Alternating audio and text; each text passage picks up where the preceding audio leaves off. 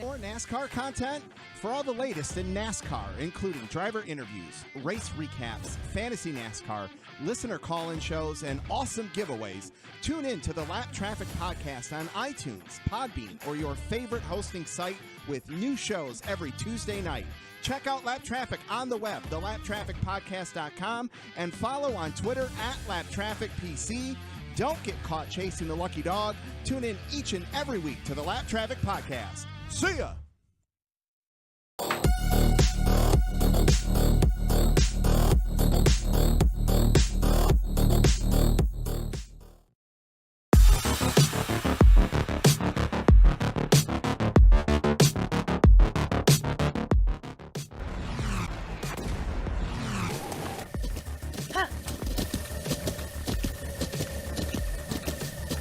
With the ButtKicker Gamer 2, what you see and what you hear is what you feel.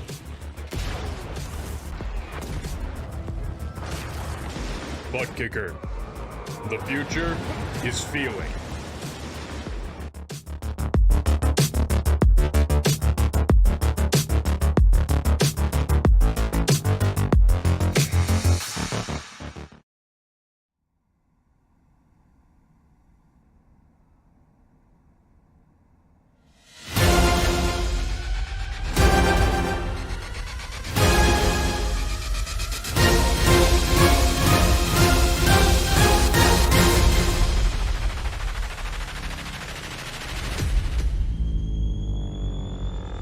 Welcome, ladies and gentlemen, to Freaky Fast Broadcasting on a Tuesday evening. We are proud to give you the coverage for the Full Send Racing Series here tonight, as it is Season 4, race number 6, as it's our next destination from dirt racing to mile and a half, at that of the Next Level Racing 240, one of the longest races that we're going to be having here this season. If you look at the mileage, this is tied to being the longest race of the season for themselves. We'll see how the drivers can tackle tonight's race, as they're going to be racing here for 160 laps of Kansas, and it's 240 miles. Taking you on this wild, long journey here tonight, it's myself, Sam Dyer. Joining me is going to be Trevor Earhart. Trevor, tonight, drivers are getting themselves prepared as qualifying is underway. Again, prepared for a very long, grueling race tonight at Kansas, and it's going to be a good one, Sam. Multi-groove racing here, top or bottom. Which way are you going to choose? Which line do you think is going to be the best on tires? And who's going to try to be aggressive at the start? Who's going to save a little bit? Can't wait to find out as we're getting qualifying underway here. As tonight, going to be the mile-and-a-half course here at Kansas. It's going to be seen currently top of the board, going to be that of Chris Essery. And Essery, one of the drivers who's been one of the fastest during practice, and hoping for that speed to transition over, but it's going to be that of Travis Dart topping the board for the 26. As well as we look on screen, we got some fill-in drivers racing here tonight. It's going to be that in the 42 of Aaron Hale, going to be filling in for that of Sacchetti. And Trevor, we have also got one other driver who's going to be filling in here tonight. And Joshua Altus making his, I believe, second or third appearance here tonight, filling in for the 118 of Jason Ferre. So look out for Altus. He was quick here in the Xfinity car last season. So looking to see what Altus can do filling in for Ferre tonight.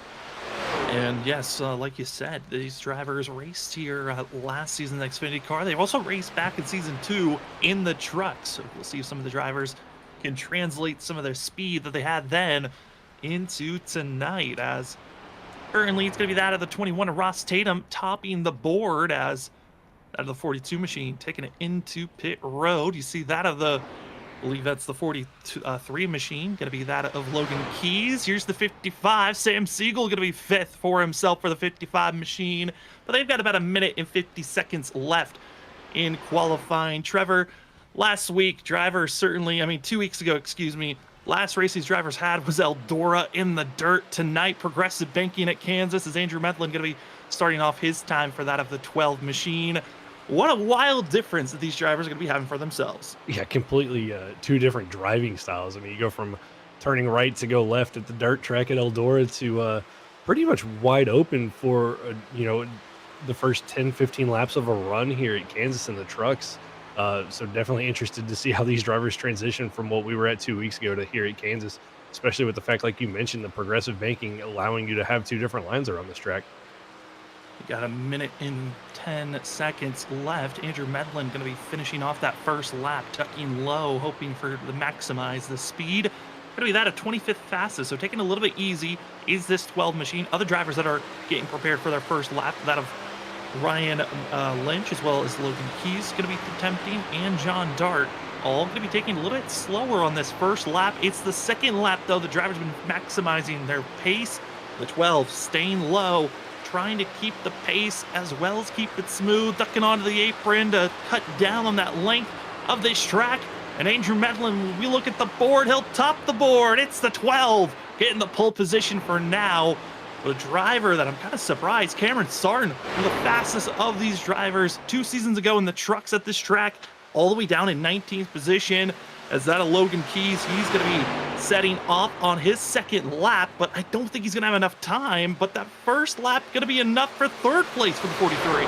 At first lap, I mean, stark difference from what we saw from Andrew Medlin. First lap going hard for Logan Keys, third on the board here. We'll see if he can improve just a little bit more. Needs about 400ths of a second to get up to the pole time of Medlin, but he's not going to get that lap in, Sam. Coming up about 15 seconds shy from finishing that second lap. But again, still good enough for third place. As those drivers are done with qualifying, the lights getting ready to click on as we are getting ready for one of the longest races of the season.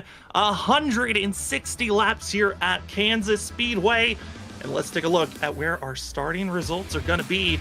After qualifying, Andrew Medlin going to take that pole award. The 21 of Ross Tatum going to be in second. Logan Keys going to be in third. Fourth goes to that Travis Dart. Chris Stitt's going to be in fifth with that of Nick Holland in sixth. Seventh goes to that of Sam Siegel. That of Ken Campbell going to be in eighth. That of Zach Hall going to be in ninth with that of Chris Essery finishing out your top 10. John Dart will be in 11th, followed by Kyle Carpenter in 12th. Brian Wilson will be in 13th, with Ryan Lynch to his outside in 14th. Jonathan Woods in 15th. Austin Call 16th. Will Bustler in 17th. Lyle Christensen 18th. Christopher Wade, last week's winner at Eldora in 19th, and Jonathan Casey rounds out our top 20. In 21st, it's going to be that of Cameron Sarton in the 24 machine. In 22nd, it's going to be the 101 of Philip Chavez. That of Charles Hugel going to be in that of 23rd. 24th goes to the fill-in driver of Aaron Hale. Nick Gould going to be in 25th with Doug Pierce 26th. Joshua Altus is filling in for the 118 of Foray, going to be in 27th. 29th is going to be that of Blair Patterson, as well as that of Ryan Senhoff, going to be in 29th. 29 drivers going to be racing here this evening, as that of Steve Benjamin going to be our race control here tonight in the 000. As again, tonight going to be one of the longer races of the season, 160 laps. The drivers given an extra set of tires to work with here this evening, so they're going to have 5 sets in pit road to work with. No fast repairs. That fuel stint going to be something to watch out for after our stage break, which is going to be at the end of lap 40. But Trevor, 40 laps for this first stage certainly should be enough laps for us to get ready for the rest of this run. It should give us a really good indication of what these trucks are going to go through, especially over the course of a long run for these drivers, which line might come out to be the predominant line. We saw it a little bit last season when they were running the Xfinity cars here, that the top line, or the inside line rather, turned out to be the more dominant line in terms of tire wear. But here in the trucks, is it going to be different? Will the outside line be the difference? So I guess we're just going to have to find out once this race gets going green. I know I was hearing a lot of drivers say, hey, let's stay low maybe in the beginning, save those tires, but at some point, everyone is expecting to move up to the middle to third lane here this evening. Progressive banking is going to be the key of the night. Progressive banking meaning that on the low end of the track through the corners, it's going to be a little bit of a lower degree of banking, and then the higher degree as you get further up on the track. It goes from that of 17 degrees up to 20 degrees at the highest bank. As the drivers get themselves ready to start tonight's race, it's going to be that of Andrew Medlin, Ross Tatum, ready to get us ready for that of the Next Level Racing 240. Here tonight, it's race number 6. We're inching closer and closer to the halfway point of the regular season.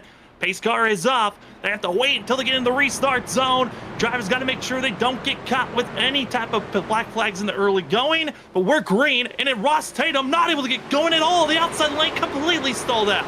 Completely stalled out, and some drivers with some major front end damage. The 13, Chris Essery, got into the back of the 15 of Ken Campbell. Campbell got into the back of the 68 of Nick Holland. That outside line absolutely did not get off the start there at all. It's going to cost the 21 of Ross Tatum a couple positions, but it's going to be a battle for the lead. Logan Keys going to be inside of the 12 of Medlin through 3 and 4.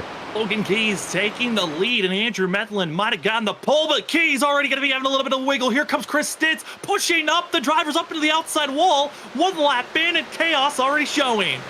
Medlin now with damage. Our pole sitter's got some damage. Logan Keys with a little bit of damage as they get to the outside wall. It's going to allow the 17 of Stitz now to inherit the lead, followed by the 55 of Sam Siegel. Now Zach Hall moves his way up into third as he gets around that of the 43 of Keys, and Ross Tatum has fallen himself into 5th, followed by Travis Start down the backstretch. And it's going to be the gaggle of cars from that of 8th place on back. We're seeing the battling for that of 9th place. Nick Holland, that of Chris Essery. Essery so fast during practice, didn't get to maximize that of qualifying. But man, oh man, 1 lap in, and drivers already getting a taste. That first lap, these tires are still cold, but after now getting 2 laps in, expecting the heat to finally be built in. And Trevor, now is the expectation, if you haven't gotten damage, it's time to attack.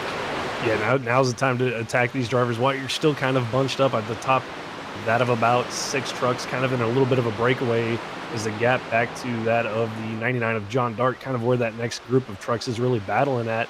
But it's these guys that have a little bit of damage. Essery's got a little bit of damage. Nick Holland with some damage to the rear end of his truck. And then what we saw with the 12 of Medlin getting into the outside wall after a little bit of contact with Logan Keys. The question is, how much is that damage going to affect these guys this early in the race?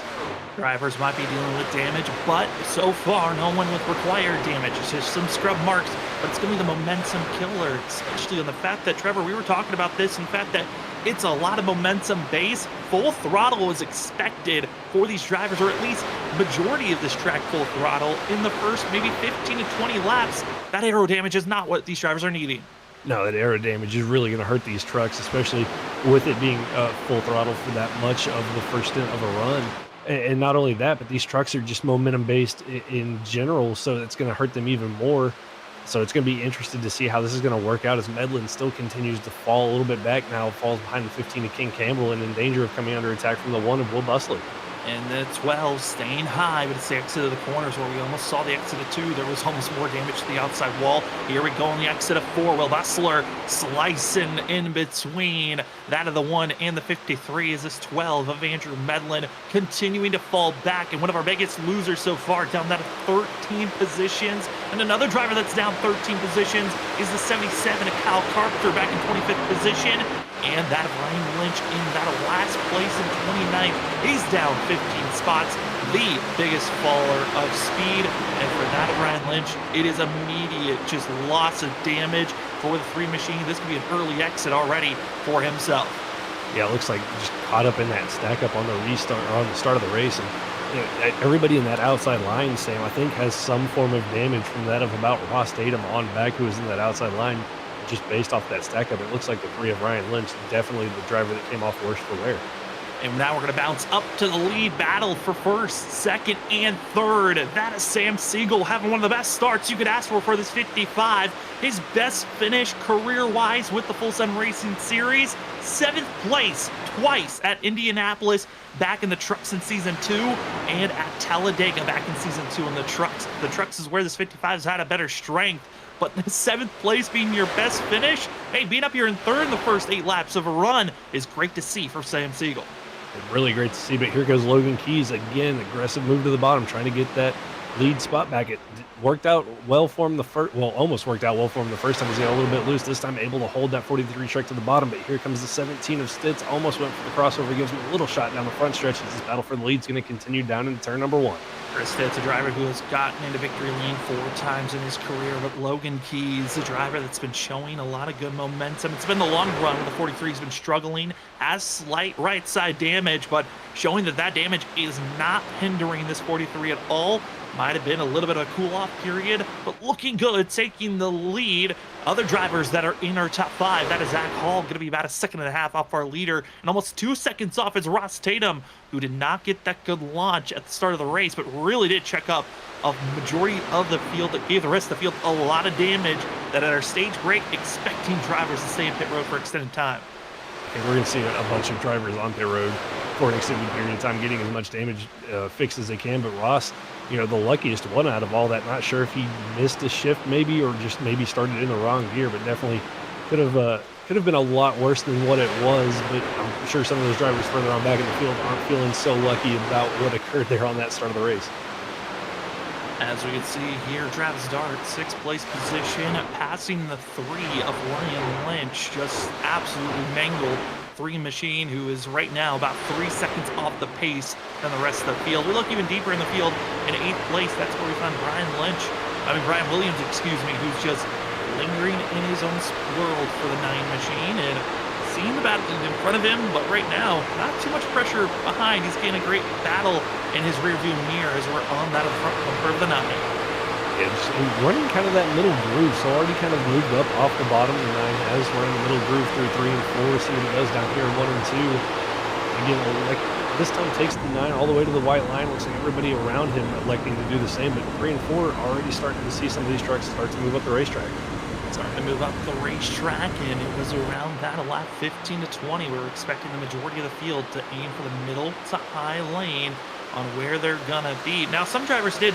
I got some notes from that of Ken Campbell, who is right now running in the middle of the pack. But certainly, drivers that were saying, hey, how are we gonna run this race? Some said, hey, if you're on the bottom, down at that white line, you're saving your tires. But overall, you're actually running slower than everyone else. So it's gonna be a lot of mind games of how long do you want to save your tires and then get aggressive to get all that time back. Yeah, it's gonna be interesting to see how that plays out, and kind of how we thought, thinking back to last season, how we thought it was going to play out there. We saw a lot of drivers electing the outside line, thinking it was going to be the best way around the track, but then Ross Tatum elected to run the bottom and ends up running away with the race. So interested to see if the trucks have such a difference that the top line will actually prevail this time around. Will the long run change anything up? As we're watching the battling for 11th place, Will Bustler on the inside, that's out of the 13 on the outer groove of Chris Chavez-Essery. Behind them is going to be that of Christopher Wade and Ken Campbell, but it's the 1 of Will Bustler up 6 positions from where they qualified, and right now trying to crack into the top 10. That's the move for 11th, but will Christopher Wade follow suit? Wade trying to find a way around that. Essery looks to the outside here down the front stretch. Not enough momentum to really get alongside the 13. Thought about taking it to the inside there, but decides to run the middle line, see if we can get a better run through 1 and 2, maybe down the backstretch to get to the inside of the 13 of Essery. Essery struggling with a little bit of damage. Here comes the 53 with that run off of turn number 2. He's going to take it to the inside down here into turn number 3. And we talked about that of Ryan Lynch being involved with that initial start. A lot of drivers running into one another, extreme front-end damage and rear-end damage to the 3. A driver with extreme front-end damage just had to come into pit road. That's Lyle Christensen, one of the first major victims. Blown engine to the 52. He's going to be in pit road for at least that of 3 to possibly 30 minutes. I don't think it's going to be 30 minutes. I think it's expected to be 3 to 8 minutes of that of the 52 in pit road. It's up to him to decide if he wants to continue racing here tonight or not.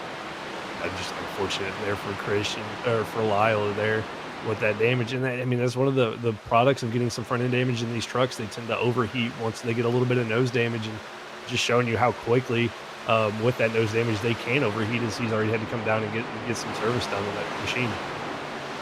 And as well, more issues for our pull sitter.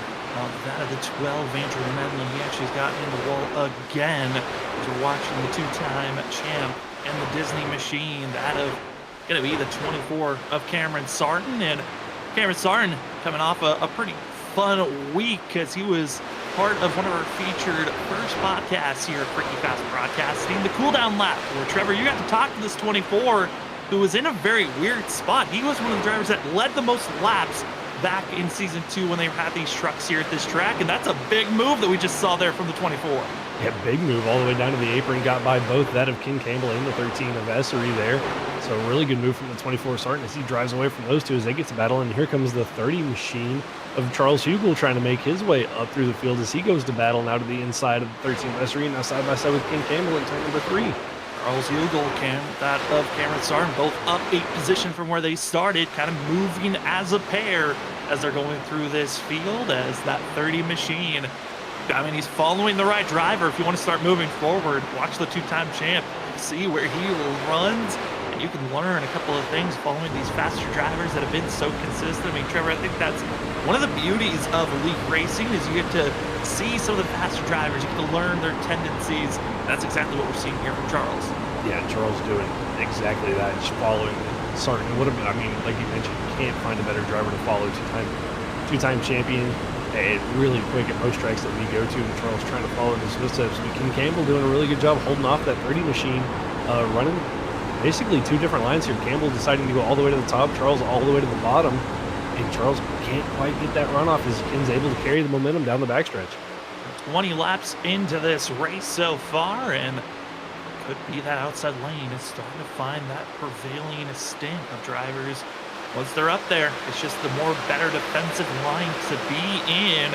Once again, that 30 just not able to make the pass. And at the same note that he's not able to make the pass, the 24 of Cameron Sargent really not moving forward either. They are all starting to stall out. Looking at the lap times, looks to be that this 24 is not even running faster, nor is this 30 or 15.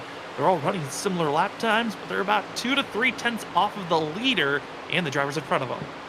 Yeah, just trying to, I think, log laps right now, get to the stage break, come in and assess if you have any damage, what you might need to do to the truck. Maybe some driving adjustments that you need to make to, get up through the field of what these drivers want to do. As Chris Stitz continues to lead the way all the way up at the wall.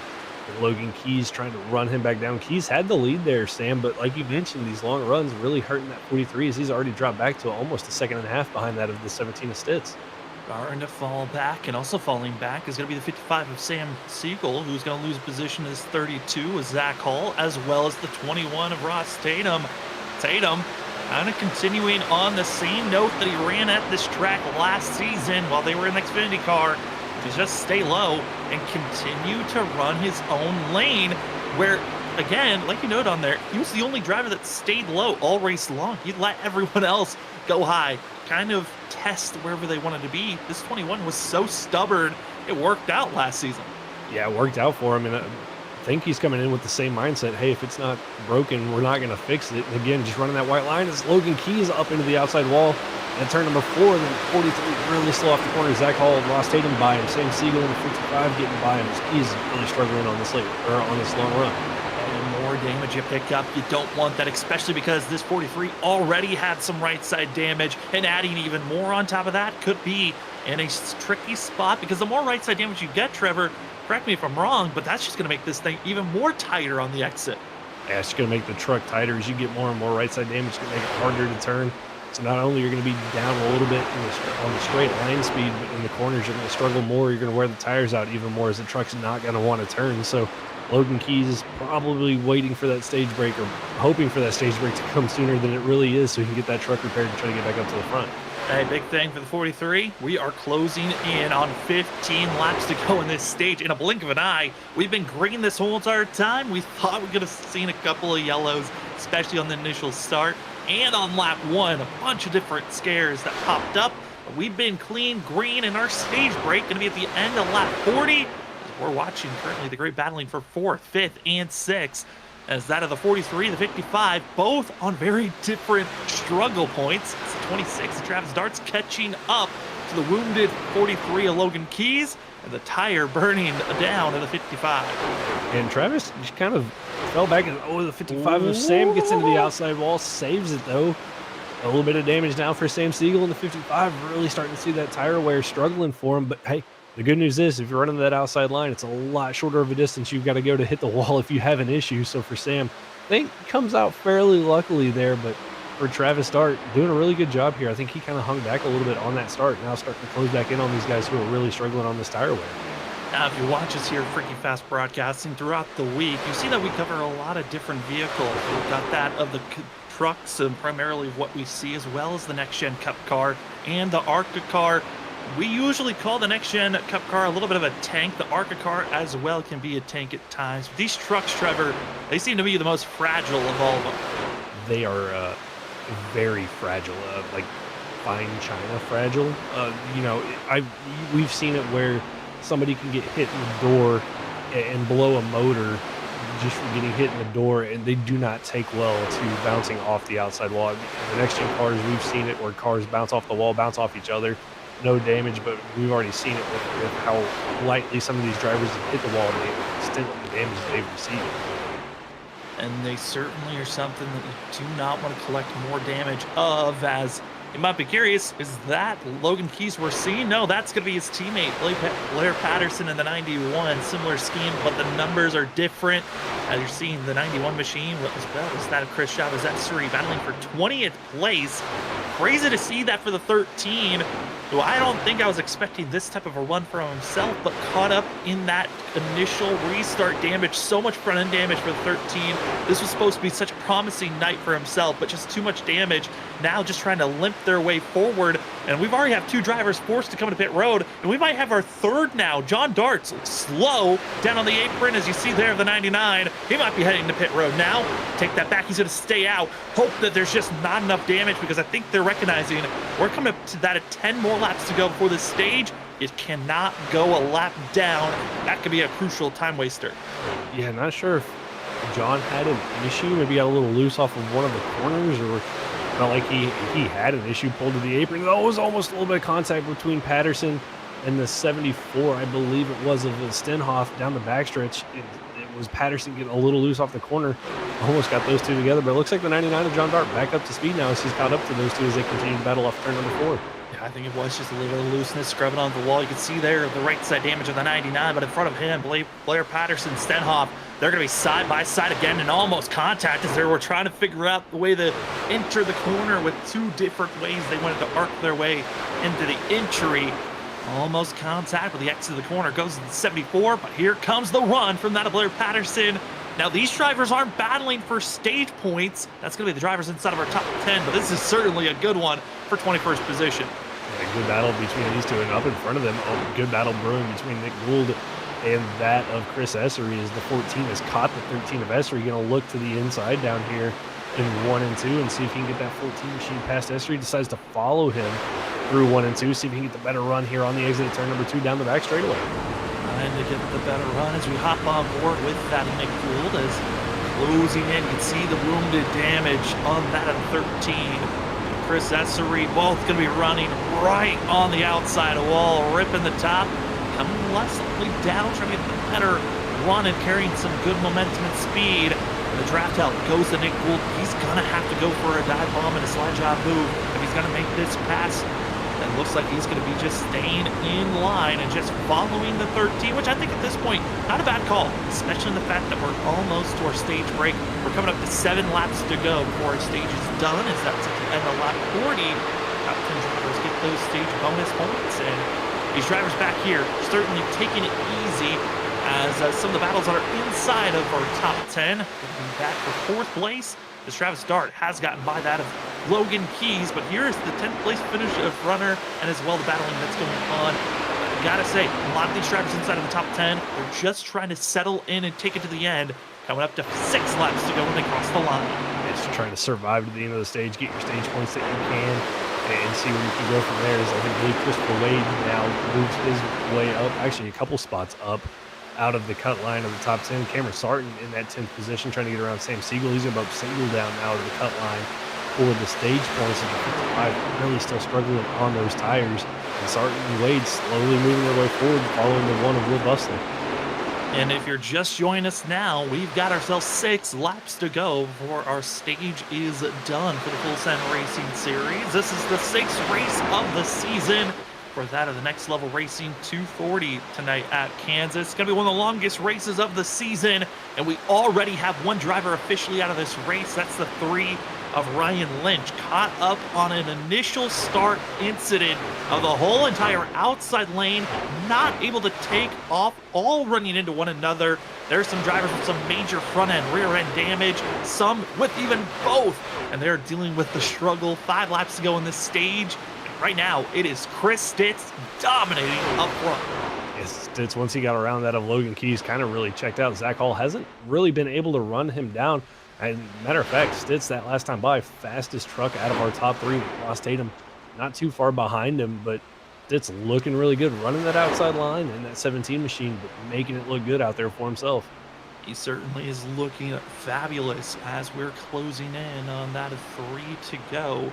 Once the 17 crosses the line for himself, and Zach Hall that last lap was able to close in just slightly, and this could be something for us to take note of, as the drivers did not have to worry about fuel, as the fuel run should be around that of 43 to 46 laps. Could go a little bit further than that, but right now we are seeing these drivers able to go complete stage and should be good for themselves. Chris Stitz still up front looking good, as he's going to come across the line. That is going to put these drivers in 2 laps to go in the stage, and will be closing the pits. So drivers, if they come into pit road, will be penalized if they come into pit road.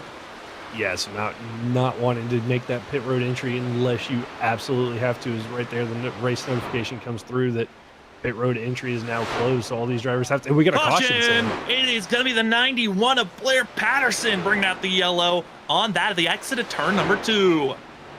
Not sure what happened to Patterson. Maybe a little loose off the corner of the exit, but that'll be our stage break, I believe, as these drivers won't get the chance to get this restarted before before we get to lap 40. But I have to go back and look and see what happened there to Blair Patterson in 91. As the drivers come across the corner, gonna be seeing how the drivers got this incident.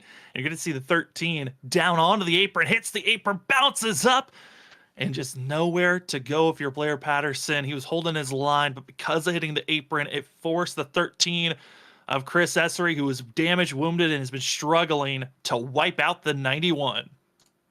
Hard hit for the rear end of that truck, and another hard hit on the rear of the 91 of Patterson, who was, I mean, he was struggling a little bit on those tires, but there's just nothing he could do there as Essery, like you said, caught the apron, shot the 13 up, and for Blair Patterson, just kind of an innocent bystander and all that. As the drivers are getting ready to come into pit road. Certainly not expecting that incident to come out, but that will be the end of our stage. Top 10 drivers at the time of the caution will be getting bonus points as they head down into pit road. It's going to be Chris Stitz going to get the win with Zach Hall in the 32, getting second. Ross Tatum gets third. Fourth goes to Travis Dart. That of Jonathan Woods going to be getting that of fourth. It's going to be getting that of fifth. Sixth goes to Will Bustler. Logan Keys gets seventh. That of Christopher Wade gets eighth. Ninth goes to Cameron Sarton. And that of Sam Siegel, finishing out your top 10 at our stage break. But pit road, pit stops, these can be crucial because we saw those drivers that were up front. Track position seemed to be pretty difficult to get all the way from last place up to the lead. And we're already seeing drivers coming into pit road, 4 tires and fuel. Middle of the field, trying to take off immediately. Zach Hall looking good for himself, but it's Chris Stitz holding the lead for himself. Stitz with a really good pit exit there, takes the lead. Zach Hall in second. I believe that of Travis Dart's going to end up beating Ross Tatum out for third position, so really good pit stop from the 26 team. So he's going to gain a couple positions there. But Trevor, we talked about the potential of drivers staying in pit road for extended time because there was a huge checkup of drivers involved with the initial start of this race. Everyone practically from 13th position on back had to come into pit road for one, scrubbing the wall, as you can see already scrub marks in the center and exit of the corners, and as well contact from drivers that were involved with that first initial wreck. As we already have 2 drivers officially out of this race, Ryan Lynch the first, and now Chris Chavez Essery is calling it quits here tonight. Lyle Christensen still in pit road, going to be that of 26 laps down after being blowing up the engine in the early portions of our stage. But Trevor, what a weird scenario to start out here tonight. And that first start of the race was chaotic. Let's see if this restart's going to be chaotic as well. Yeah, you go back to that whole first lap, basically trucks didn't go on the outside line, caused a huge stack up, and then we almost had a huge wreck with our leaders at a turn number 4 on cold tires. So these drivers get to stack it all up again, see if we can cleanly get a good restart here. And what's going to happen on these cold tires? Are they going to get loose again, and we're going to see more people into the wall? As we are going to be getting to talk to our stage winner, it's going to be the 17 of Chris Stitz who gets it done. Let's see if we can get our 17 machine up at the booth. Chris, it's Sam and Trevor up the booth. You got us? Yeah, I got a couple. Well, you win a stage here tonight. You took the lead from that of Logan Keys as well as Sam Siegel, who were battling close up with you, but then you just pulled away from everyone else. Man, how are you feeling after those first 40 laps? Feeling pretty good. Track feels great. Truck feels great. It was really fun there up on the high side. I got in the wall a little bit, but I don't think I got anything from it, so we'll be fine. But looking forward to the rest of the race. So, Chris, on this restart cold tires, are you worried at all about cold tires? Or are you just going to kind of go into it with the same aggression that you had on the start of the race?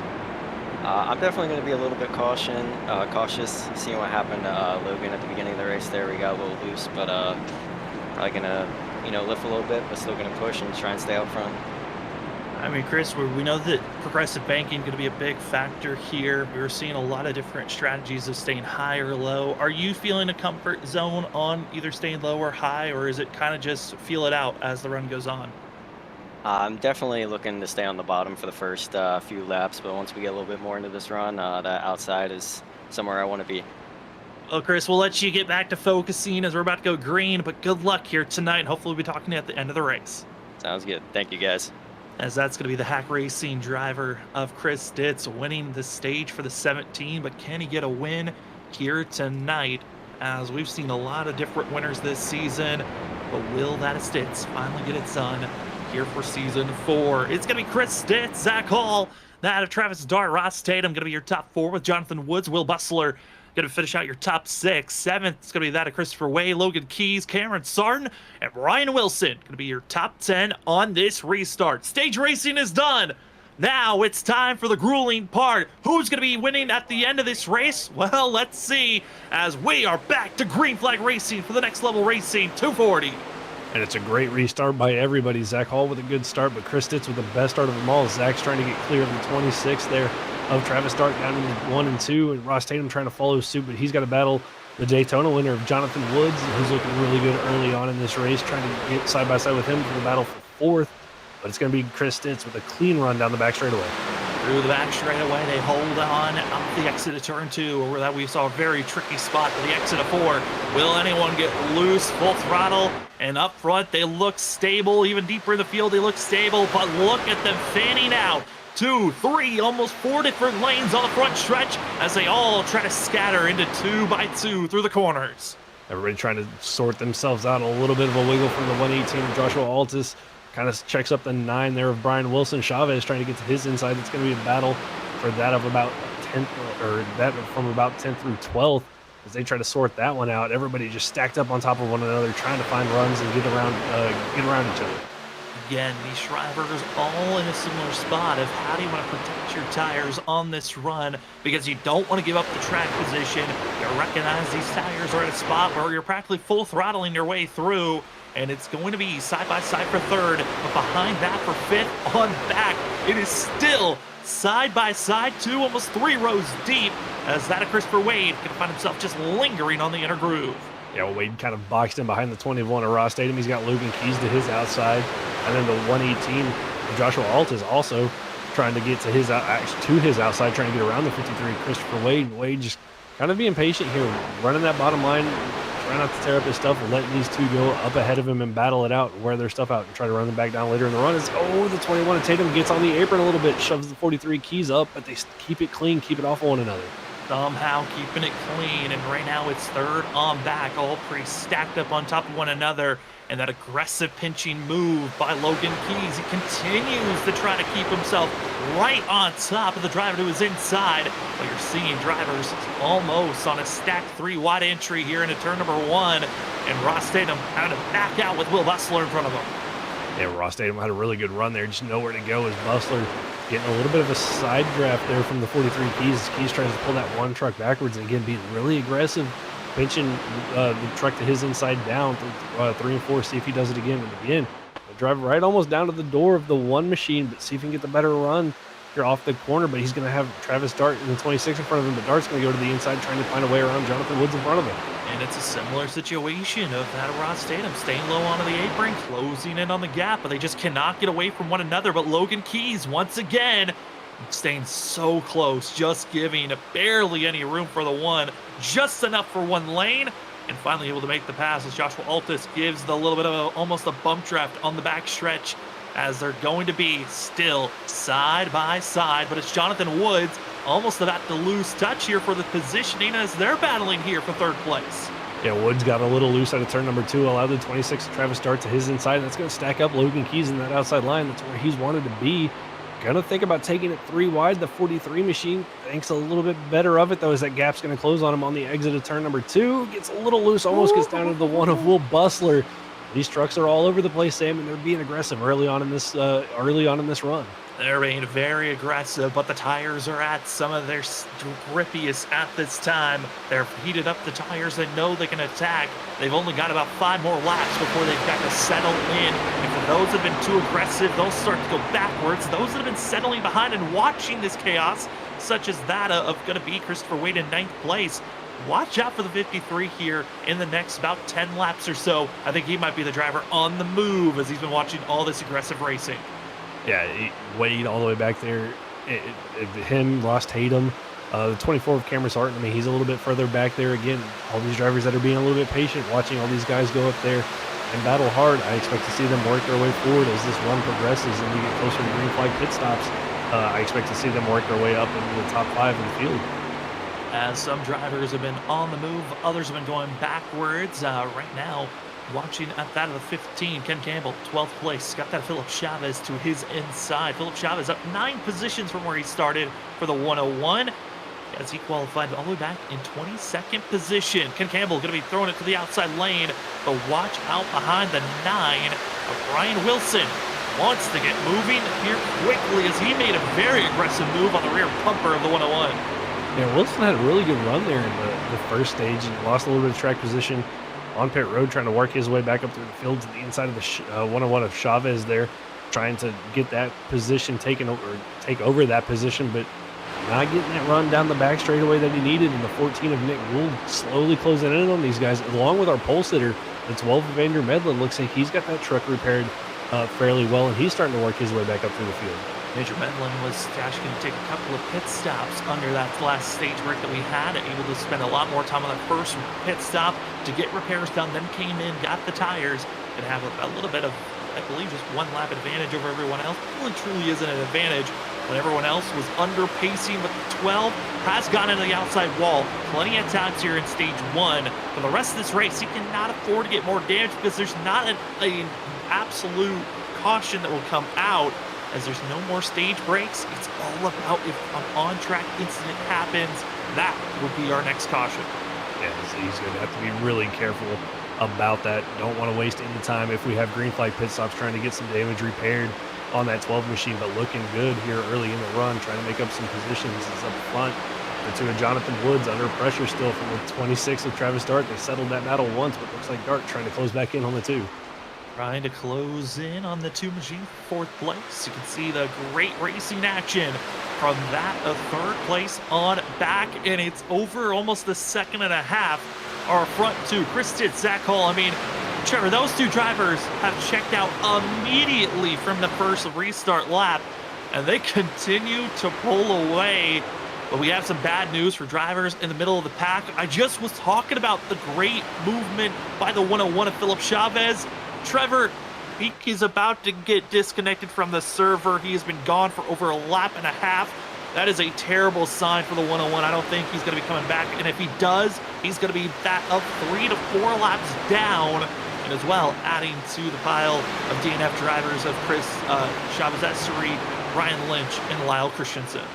Just unfortunate there for Philip Chavez. I mean, nothing you can do as a driver when something like that happens. Kind of it's out of your control when your internet or your connection to the server just disappears on you. And having such a good run here tonight, was slowly working his way up through the field, was showing some speed here after the stage break. So just unfortunate for Chavez. Hopefully he can get back rather quickly and get out there and gain a couple positions from drivers that are already out of the race. But have to come back next week at Richmond and see if he can get a good result. And drivers that had to spend some extra time in pit road to get some damage repair. I want to give notes to that of 10th place runner. That of Nick Holland is the highest runner currently of those that had to spend some extra time under our stage break for front end damage. Actually, I take that back. I believe it's rear end damage that the 68 was dealing with, as he had to spend an extra about 15, 16 seconds in pit road. He's up to 10th place. That's not bad for a driver who had to have a recovery run, as well as Ken Campbell in 12th, had to get some extra time in pit road. And as well, we already noted on that of Andrew Medlin in 14th, who had to come into pit road twice. Yeah, not bad for those drivers at all. I think for Nick Holland, kind of came off the best out of all of those drivers. Didn't have, I believe, really any front end damage, just kind of rear end damage, which isn't going to hurt you too bad. Might hurt you a little bit in the straightaway, but not going to give you that big of a handling issue like you would have with the front end damage that we saw Ken Campbell have, that we saw that of Andrew Medlin have. So Nick Holland, definitely the luckiest of those drivers with the damage that he did have. As driver is going to get by that of the 91 of Blair Patterson, while his teammate about to be under fire for 3rd place. As drivers getting side by side up front. continues to be drivers moving forward, going backwards. Logan Keys, Jonathan Woods, and Travis Dart side by side once again. They just can't get away from one another here, Trevor, up front, as we are closing in to 61 now officially on lap 61 of 160. Yeah, and Logan, not surprised to see Logan Keys. I mean, he drove really hard, saying to get all the way up there to that of third place, and really starting to see the effects on the tires for that 43 machine as he's got Travis Dart trying to look to his outside. Dart's going to get a really good run. Logan a little loose on corner exit there down the backstretch. It's going to give a little bit of a look to the two of Jonathan Woods as he's going to look to the inside of that 43. As I think it's about that time that we're going to see Logan Keys start to fade through the field. As we are now coming up to about that 19 laps on these tires. So drivers are starting to see that swing of that full throttle run starting to fade off. Now it's on to the drivers that were being patient, starting to make their way forward. And, drivers we were talking about, Ross Tatum, that of Christopher Wade, they are in now the picture to try to close in and go for those passes to crack into the top 5. Yeah, along with the one of Will Bustler. I mean, Bustler's been really quiet here tonight, moved up a couple spots at the start of the race, and then right in between that of Ross Tatum and Christopher Wade. I think those three are going to try to find a way to work their way together through the field here, but they're kind of just stuck in a hard spot here, Sam. They got the 2 and the 43 battling in front of them. They've got the 118 of Joshua Altus on their outside as everybody's trying to get around with the struggling 43 of Logan Keys. It just really leaves these drivers nowhere to go. I mean, Logan Keys is pinching so aggressively once again. I mean, this 43 has got the biggest trust in the world with some of these moves he's making through that of 1 and 2, not allowing that of Jonathan Woods to get the exit out of turn 2 where you're really looking for that extra speed. It's the momentum builder, though, out of turn 4 that's allowing this 43 to still be in the picture. But here comes Ross Tatum, and he was waiting behind the one of that of Will Bustler for so long, but I don't think Ross is going to be taking the patience game anymore, especially with the fact that these drivers are dealing with more tire wear, more looseness is about to kick in, and for some of the outside could tighten up to that outside wall. But the 21 thought the outside lane was where to be, and he's now going to be stuck and boxed in up there. Yeah, Ross decided to go to the outside, which really was not what we saw from him in the first stage at all, but now going to that outside line. The problem is, he's just got nowhere to go. They're still stacked up 2 by 2 in front of him with Woods and that of Keys, but now Keys gets around Woods, but it's going to be Joshua Altus now trying to get to the outside of the 2 of Jonathan Woods, and he's going to do that down the back straightaway, and it's still going to leave all these drivers boxed in behind him. This is exactly what we were trying to predict about that 15 laps ago, that these drivers were going to close in. They're going to start stacking up, and it's now turned into a gaggle of cars right on top of one another. There's about 8 of them, and now we're starting to see Will Bustler, Ross Tatum, starting to show the frustration. They're ducking high, they're going low, and they are hoping to see the 2 and the 43 just decide. Someone make a move, and that's not the move they wanted. They're wrecking and spinning in front of the group, and it's Nick Holland. Hard contact for the 68. He'll back right down to the rest of the field as amazing drive-through from Stenhoff. And in a blink of an eye, you could tell they were getting frustrated, and the frustration brings out a yellow. Yeah, I think Jonathan Woods tried to drive it in there a little bit too deep, didn't stick, gets into the side of Logan Key, spins it around. Great wreck avoidance from that of Joshua Altus as that all happened right in front of him on that outside line. Did a really good job getting checked up, and then from Stenhoff as well, avoiding the sliding truck of Nick Holland as we take a look back and see what happens here. It's like a blimp view, Cam, of this incident, and we've been seeing the aggressive pinching by that of the 43, but once again, hitting the apron, coming up as the 2 machine, and when there's just no space to work with one another, just one small contact is massive here.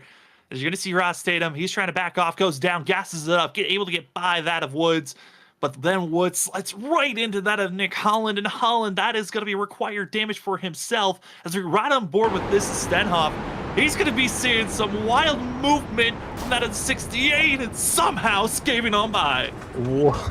I mean, that was inches, maybe millimeters from disaster for Stenhoff. Is just nowhere for him to go. He was committed to the bottom. The 68 Holland slides down right in front of him, and just great job. Great reaction time from Stenhoff getting that truck turned back to the right to avoid that wreck. He did try to avoid it, but I believe there was contact here as we're going to ride on the bumper cam. But what could have been way worse damage is now going to be minimized as we're going to right on top and get another look at this, but there was contact to the front bumper of that of the 74. But I mean, for that and Nick Holland, he was just letting it drift, and right there, yeah, there was contact to the front left, and it's he's able to get some of it repaired, but that's something you hate to see for Ryan Stenhoff, who was not expecting the 68 just to let that truck just continue to roll all the way through that incident. No, and you could see it from the roof camera there really well. He could see the two of Woods just kind of parked there in a predictable spot, goes to the inside, but then all of a sudden, as he goes to the inside of the two, here comes a sliding 68 of Nick Holland, and he has to make a knee-jerk reaction back to the outside. And like you said, a little bit of damage, but Sam, that could have been a whole lot worse for Stenhoff had he gone head-on with the 68 of Nick Holland. It really could have been dangerous, as we are now less than 100 laps to go. We are going to take a quick commercial break here tonight. Thank you so much for joining us here at Freaky Fast Broadcasting on your Tuesday evening as we're watching the Full Send Racing Series. This is season number 4 for these drivers, race number 6 for the Next Level Racing 240 here at Kansas. This is one of the longest races of the season, and we will be right back to give you more coverage on the other side.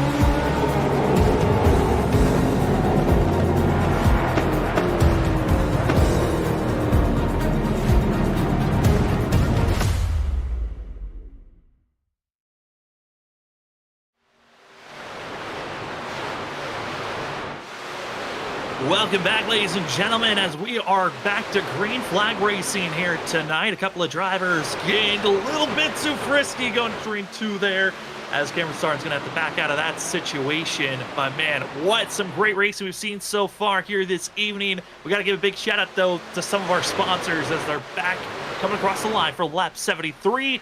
Starting things off with Live Traffic Podcast. Thank you so much for the Live Traffic Podcast. If you're looking to just go through and have something to listen to throughout your day, go check out the Live Traffic Podcast, and as well, ButtKicker. Feel what you've been missing. Feel what you've been missing, and as well, that of Next Level Racing, as these drivers have been on it up front. Next Level Racing, if you want to get yourself some great racing rig, go check them out today. As it's going to be Chris Stitz leading the way, winner of Stage 1, as it's going to be Zach Hull, who's been closing in, keeping up with the pace. And Trevor, it just seems like this 32, every time he's out there on track, it's an ever-evolving learning. Each lap that goes on by, he gets faster and faster. And I think he might have found that overarching spot where he's going to make this pass and be made. Yeah, well, you've been stalking Chris Stitz there. All of that last run after the stage break till that last caution was kind of stalking the 17. Might have learned something, Zach Hall in the 32, and now really the first challenger that Chris Stitz has had all night. But they can't be battling too long behind him, because here comes the 21 of Ross Tatum closing in on him, along with the 118 of Joshua Altus. He certainly has been trying to figure out that of Ross Tatum. Happy that he's been able to get by the drivers that were in front of him before, as he survived that last caution that brought out the big yellow. As it's still side by side for the lead. Zach Hall running on the outer groove should be able to take the lead at some point, as the transition of seeing these tires drifting away.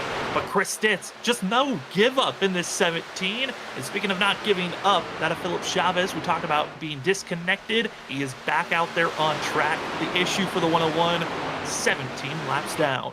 Yeah, just don't see that of Chavez recovering, but hey, could gain a couple of positions if some more drivers have some issues here tonight. Can pick those spots up easily, as that battle for the lead still continues, with Stitz trying to find a way to hold off the 32 of Zach Hall. And Stitz said he was going to run that bottom line for the first couple of laps of the run. There in 3, 3, and 4, clips the apron just a little bit, and that's going to give the 32 the advantage he needs down the front straightaway. Finally going to be able to just be slightly clear, and now will Zach Hall continue to run the outside lane, or will he drop down? Continues to run the middle groove. Is that a Zach Hall in the 32? This Fruit Stripes machine gets the lead, leads that lap in the 17. They'll have to settle back in, but Chris Stitz was in this situation before. Back in Stage 1, in those first 15 laps, he did get past at that point, and he was just riding, waiting, and went for the pass on Logan Keys. This is going to be a pretty similar situation, I feel like, for Chris Stitz. It's just hold on, keep himself close, and try to attack this 32 in the next 10 laps or so.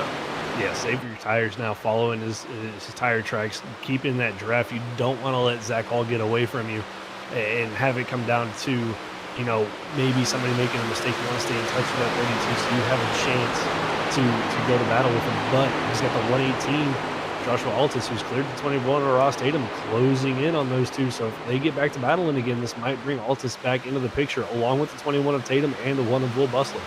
As that of Joshua Altus, the ultimate fill-in driver. He's filled in the last couple of races and was kind of the last addition earlier this morning to fill in for the 118, excuse me, of that of Ryan Ferre. But hey, it's good to see Altus performing so well. Ross Tatum in 4th place, we see on screen. He is the one that we know is going to take the patience of the long run, needs the race to stay green if he's going to put some pressure on our leaders. But gotta say here, Trevor, I think this is going to be a great call by the 21. He's at least ahead of the group. That was kind of felt like he was holding him back before that last yellow came out. He's ahead of him. This could be a great stint if we stay green. Yeah, he and Will Bustler both cleared that of Travis Dart, Logan Keys, as those were the two main guys that were kind of holding them up. But Christopher Wade stuck behind that of Travis Dart in the 26, who's having a great run for himself here in 6th. Trying to find a way around that one of Will Bustler, but they've got Logan Keys right there trying to close in. The 24 of Sarton's lurking back there, along with the 12 of Andrew Medlin, Sam, who's worked his way back up into the top 10. Andrew Medlin had come into pit road at our stage break twice because of the amount of damage that our pole sitter picked up. The 12 still in on the hunt for at least a top 10 finish, maybe even a top 5 finish based on how aggressive these drivers want to run. Is here's for 5th place, Travis Dart as well as Will Bustler side by side. But at least I got to say for these drivers, I think Travis Dart might have learned from the mistakes of Logan Keys, which is, hey, I'm going to give the inside driver as much space as they need. Yeah, and Travis going to the outside here to try to make a move on the one of Will Bustler. gain a little bit of track position here. Going to get clear of the 1 through 1 and 2. It's a really good run here out of 2. See if he decides to attack the 21 or Ross Tatum, but going to fall in the tire tracks of that 21 machine, electing not to go to the bottom. Instead, going to take it to the outside of him in 3 and 4. 26, trying to continue that march going forward.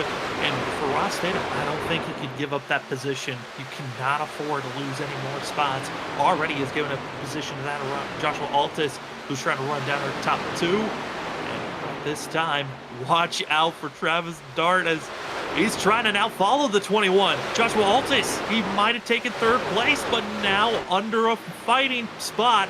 That 118 might have used up too much tires there. Yeah, I mean, that's short. We're 13 laps in already in the 118. We're starting to struggle. I'm not sure. It looks like Sam, he might have caught the outside wall. See a little bit of right side damage on that truck. So he might have caught the outside wall, which caused that 118 to fall back as Ross Tatum's cleared it now. Travis Dart gets clear of him. Now it's going to be Will Bustle. It's going to be stuck side by side with him into turn number 1. Yeah, just clearing the outside wall loses so much momentum. It could take a couple of laps to build that momentum back. Right on board with that Travis Dart, looking back at the one of Will Bustler, who is also seeing the mirror of the one machine. You can see the battling side by side of Christopher Wade as Joshua Altus continues to fall backwards. And a driver that's also in a fighting passion to go forward. Logan Keys still inside of our top 10. He's in 8th place trying to move forward, beaten by that of the 118.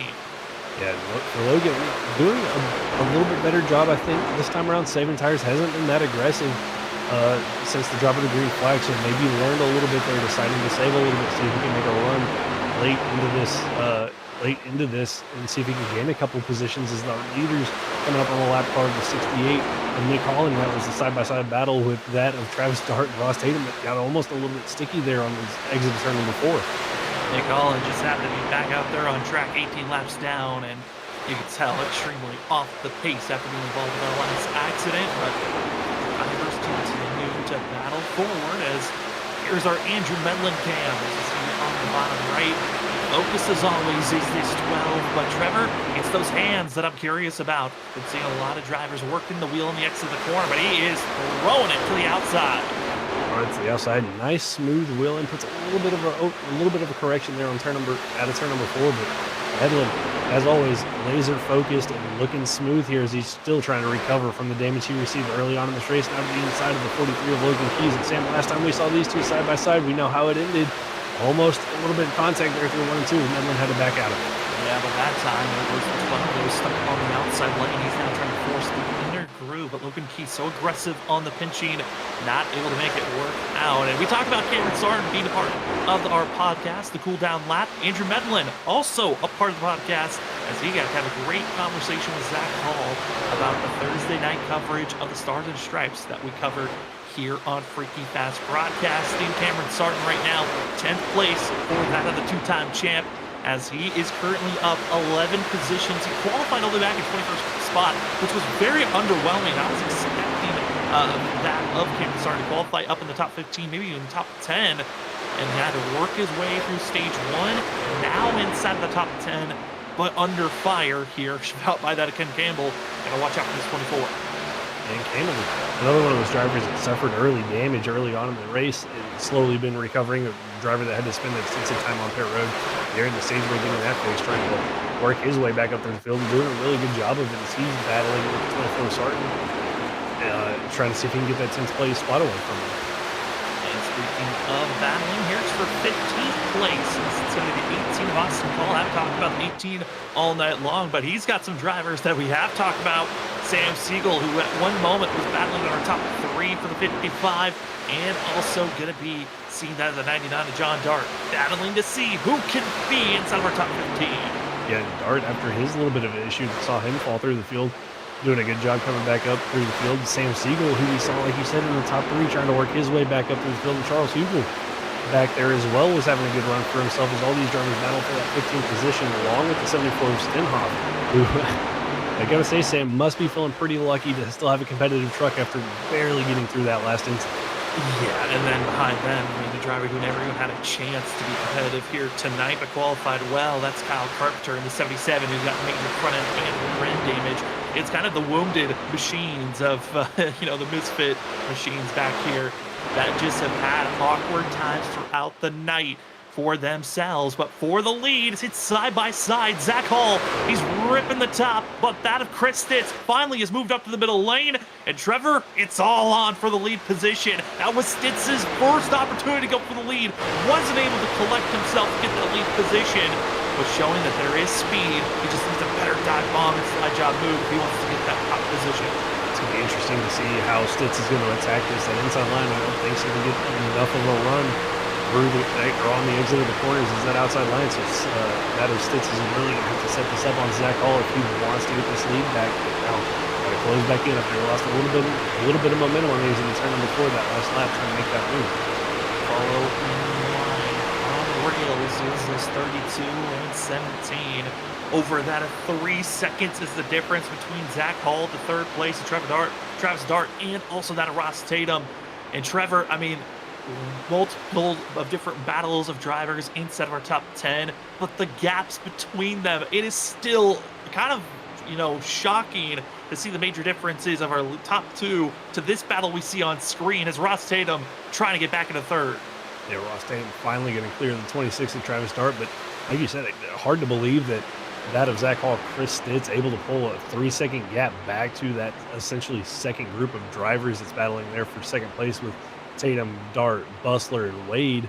But I mean, they've been battling, Sam, since the drop of the green flag for essentially that third spot, while these two settled their battle rather quickly and have really just been following one another and now have a 3-second gap to figure out who's going to end up with this lead spot. And as these drivers continue to race on across the line, we are expecting drivers to hit pit road in the next 20 laps. And what makes this next pit stop so interesting is that the fuel limit, these drivers, the estimate that we were given around that of 43 to 46 laps, might be able to go a little bit further if you've been saving fuel. But Trevor, that's going to be right on the limit once they have to come to pit road in the next 20 laps to the end of the race. Yeah, it's going to be really close on fuel. It's going to make it interesting. The driver's going to go for the aggressive save fuel strategy, be slow, but make sure they have enough to get to the end. Or are you going to be aggressive, hope that you can make it? Or will we see some drivers come in for a splash and go to make it to the end? And then, Sam, there's always the possibility of a caution throwing a wrench into everything. It always is looming there as we've had another driver call it a night. We saw them extremely off the pace for Nick Holland. And the 68 has officially parked it and is done. As we continue to watch the battling for that third place and another driver adding to the mix. Ross Tatum has been there, but here comes the one of Will Bustler.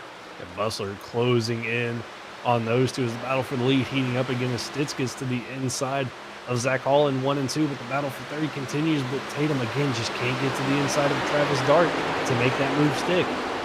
It just seems like what we're seeing on screen for the battling for that third and for the lead, pretty similar. The driver that's on the outside able to defend pretty easily, but it's at the point right now here, Trevor, where it seems like it's more of a mistake that you're hoping, if you're the driver following and chasing, you're hoping for that lead driver to make the mistake if you're going to make the pass. Yeah, you're hoping for him to get a little bit loose, maybe a little tight out of the corner, have to get out of the gas just a little bit, or just enough for you to keep that momentum up on the bottom, get clear of them. But right now up front, Zach Hall hasn't made that mistake. Stitz has attacked him. That's the second attempt that Stitz has made. Was along his door all the way down the front stretch. Just couldn't carry the momentum off of turn number 2, and that allowed the 32 to keep that lead position. And now Stitz has got to regroup and reattack the 32 of Zach Hall. As we are closing in on 100 laps finished here at Kansas for the Full Send Racing Series, as this is season number 4, race number 6 for the Next Level Racing 240 tonight at Kansas. It's been a great race so far, and if you're just joining us now, it's been the Chris Stitz show for a majority of this race. Zach Hall on the last restart was able to make the pass for the lead, and he's been defending like you're seeing on screen. And we've seen a couple of big wrecks of some favorites that were up front, really unpredictable situation to start the race off, as there were over 8 drivers that ran into one another at this initial start of this race because of a major stack up that caused a lot of drivers that were kind of favorites to watch out for some good top 10, top 15 finishes to be fighting back for a top 20 if possible. And also, we've seen some other favorite drivers out of this race. Nick Holland is out of this race. Chris Essery, Ryan Lynch, and Lyle Christensen have officially parked it for tonight. Philip Chavez could be the next driver to park it as he's just made it into pit road. As we are now officially 100 laps done here tonight. Thank you for joining us on your Tuesday night. My name's Sam Dyer. With me is Trevor Earhart. Big thanks to Robert Moyer Jr. running productions in the background. And Trevor, first 100 laps in, I mean, what have you been seeing overall, and what have your thoughts been of this race as we're watching again? This is still the battling for the lead. It's been a little bit chaotic, but calm down now that we're in this long green flag run. Really interested to see, that the high line has become the dominant line. Kind of talked about at the beginning of the broadcast. We were wondering if it would be predominantly the high line, and that seems to be where these drivers are most comfortable at late into the run, which was, the polar opposite of what we saw last season. But again, polar opposite vehicles for these guys, and just how hard it is to pass somebody. Even though you can get the run on them and get to the bottom, you cannot keep that momentum up. So what's going to happen for these drivers to make these moves? What are they going to have to do? How aggressive are they going to have to get as this race continues? As here's a little bit of aggression for that of 7th place. It's going to be Logan Keys, Cameron Sarton trying to make the march forward for himself, as Logan Keys has had a very eventful night. He has gotten to the outside wall at the start of the race in the first 20 laps of this run, then found himself being involved with a wreck after stage 1 was done with that of Jonathan Woods, and just a very aggressive racing. Has this 43 been around all night long, and now going to be in a tricky spot because he's got to hope that connection can hold up, because Cameron Sark for a moment there, if he had gotten a better run out of the exit of the corner, that could have been a very dangerous moment for those vehicles. It might have actually been inside of the 43 there of Logan Keys, but I got to give Keys credit. Sam done a really good job this run saving those tires compared to what we saw him do in the first half of this race. So hanging on. And typically at this point, we'd already seen him drop back 5, 6, 7 positions from where he restarted, but doing a good job holding on. But a little bit better tire wear than that of the 43 easily clears him off of turn number 2. Will clear, and here comes Logan Keys fighting right on back. He's going to be trying to do a slide job move, hoping that he can clear. Not able to do so. They'll stay equal at the apex of the corner and off the exit. It's going to be the 24 with the better run as they'll continue to drag race their way across the line. The 24 clears again. Logan Keys will have to relinquish that position for now. He'll try to set up for another exit at a turn number 2. But behind these drivers, you see the 12. He's marching his way. That's Andrew Medlin trying to take these positions, but I believe he almost clobbered that outside wall at the exit of the corner. I think he might have actually touched it. I think Medlin again got into the outside wall there, trying to carry more speed to get a run on the 43 of Keys, and looked like he was going to have that run, but just catches the outside wall. Sam, that's a little bit more damage that the 12 has to deal with on top of what he might still have from earlier on in this race. That is not good to see from the 12 because he was flying. He was about to probably could have passed both drivers of Sarton and Keys if he could have held on to that run. But the exit of turn 2 has been kind of a hard point for the 12. It was just a simple scrape of the rear end that put him in the outside wall. But a driver that's even behind the 12, battling for 11th place, driver that's going even deeper in the field. That's the 118 of Joshua Altus, who at one moment was in 3rd place on this run, now back to 13. Yeah, I think it just all stems from Altus getting into the outside wall. Not quite sure, when that happened for him, what turn, if it was out of turn number 2 or out of turn number 4, but really lost a lot of ground to our leaders as he was closing in on them, and then instantly just got swarmed up by the rest of the pack and has been struggling ever since. So Altus definitely hoping it's not that bad, and once he gets some fresh tires, can maybe try to make up some of the ground that he's lost. And as we're thinking about pit stops, we are now finding ourselves within about 6 to 7 laps, might even be 8 or more if you've been saving fuel, when these drivers are going to be trying to make their way into pit road. But Trevor, based off the window we were given, the drivers have to make it to at least that of lap 115. If they can get to that marker, they're good on fuel, but that is going to be right on the limit for some of these drivers. This is going to get really interesting with the pit strategy. What's going to happen? You can't really go for the undercut, but you could go essentially for a 2-stop strategy here to the end. pit early, come back in, see if those fresh tires will pay off and you can gain the ground that you're going to lose? Or do you stay out, push it as long as you can, and hope that you can save enough on the second part to make it to the end of this race? What are these drivers going to decide to do here? Because even if you make it to 115, if you can pit on lap 114, you can make it from there, but you're going to have to try to save fuel on that last run, about that of a lap and a half if you're going to make it on that stint. So now is the mind games when you come into pit road, because the majority of these drivers are focused on the same spot for themselves. Make it for another about 4 to 5 more laps, and that should be good, especially on the fact that they did have some pace laps under their last time they came into pit road. They should make it to that limit, but it's based off how the tires also are going to be when you come into pit road. Can drivers stretch it a little bit further than that to have an advantage on tires, as majority of the field, they still have plenty of sets to work with. We've only had for most of these drivers using only 2 sets of tires. And Trevor, I think that's something that I don't think any of these guys were expecting. They were given an extra set of tires because of how long this race was going to be. Some were expecting this race to be a caution fest, but it's been pretty clean and green for the majority of the night. Yeah, been really, really good racing. Maybe we had a couple of incidents, I believe 2 on-track incidents, and then our stage breaks, a total of 3 cautions.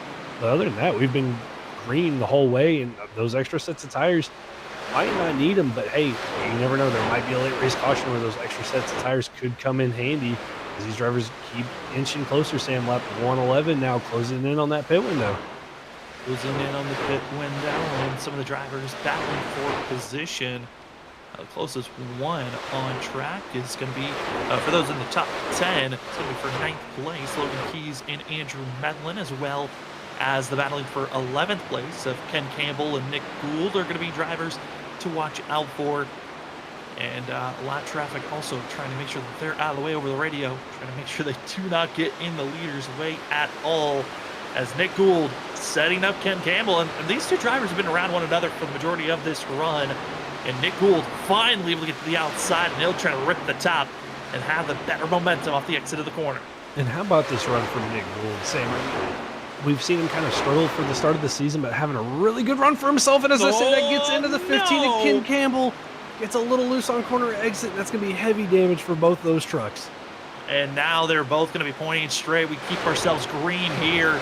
And that could have complicated everything, because that was right on the window of us making it to the end on fuel.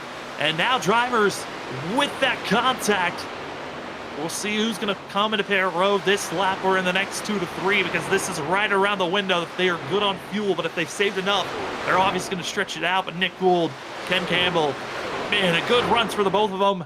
And now they just have to survive as into pit road. It's going to be Zach Hall in the 32, the first driver to hit pit road right on the limit of lap 115. Yeah, this is going to put Zach right on that limit to make it to the end. What's he going to, what's going to be his strategy here? Does he feel like from here he can make it to the end, or is he going to have to save a little bit? And then what's Chris Stitz going to do here? I mean, the tire fall off for these guys has been pretty high. So the longer that Stitz stays out, the more time he's going to lose. But is he planning on staying out here to gain a little bit more fuel? No, that 17 is going to bring it down pit road right now. A 1 lap advantage, hoping that's enough. Travis Dark came into pit road with the 32. Joining Chris Stitz is going to be Ross Tatum.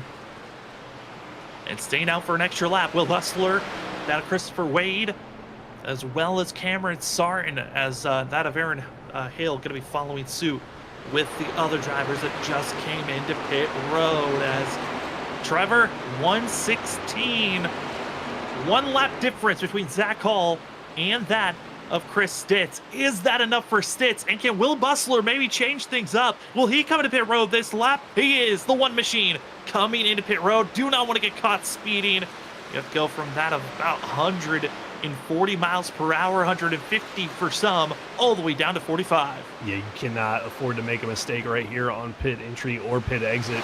Got to maximize the amount of time or the amount of speed that you get, especially coming in and getting off the road. You can't make that mistake. We've seen how much it can hurt drivers. And Chris Stitz going to come out right behind that of Zach Hall. Maybe gives up about that of a half a second. But Sammy's going to have a lap fresher tires and a lap more of fuel. Is that going to play into the advantage of the 17? Well, one driver staying out extremely long. That is going to be Sam Siegel for the 55, staying out the longest over anyone else. as he went almost 50 laps on fuel as he comes into pit road. We'll see if that's going to be any big advantage to help the 55 try to gain some track position later on in this race. But there's the difference. Zach Hall, Chris Stitz, it's about a second and a 1 lap advantage goes to the 17 on tires. But is that enough of a difference for him to try to close in? Because he gave up over a half a second of time based off of that pit road stuff.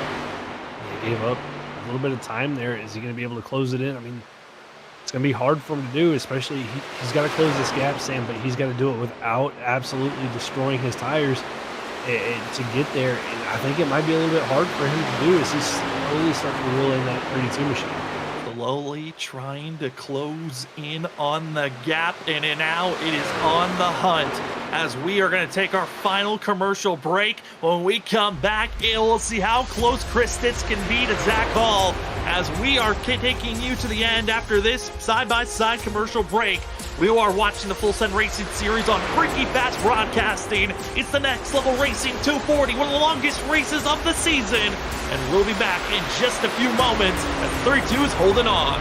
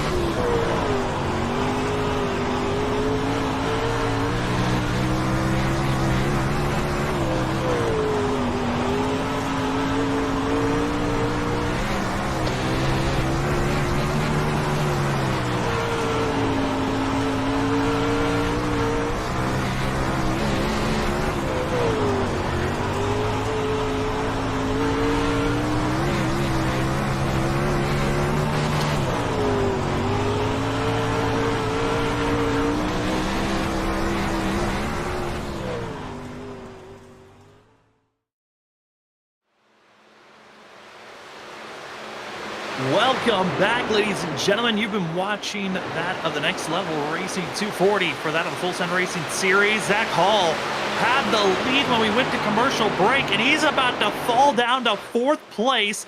The 32. He hasn't hit the wall. He hasn't found any damage, but he is certainly trying a different strategy than most.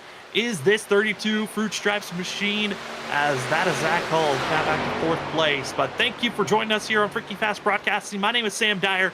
With me is Trevor Earhart. And Trevor, what a bizarre moment we just saw there from that is Zach Hall, who is continuing to run almost as fast as he was when he was coming into pit road. So off the pace, as Chris Stitz, on the other hand, he is flying for the 17.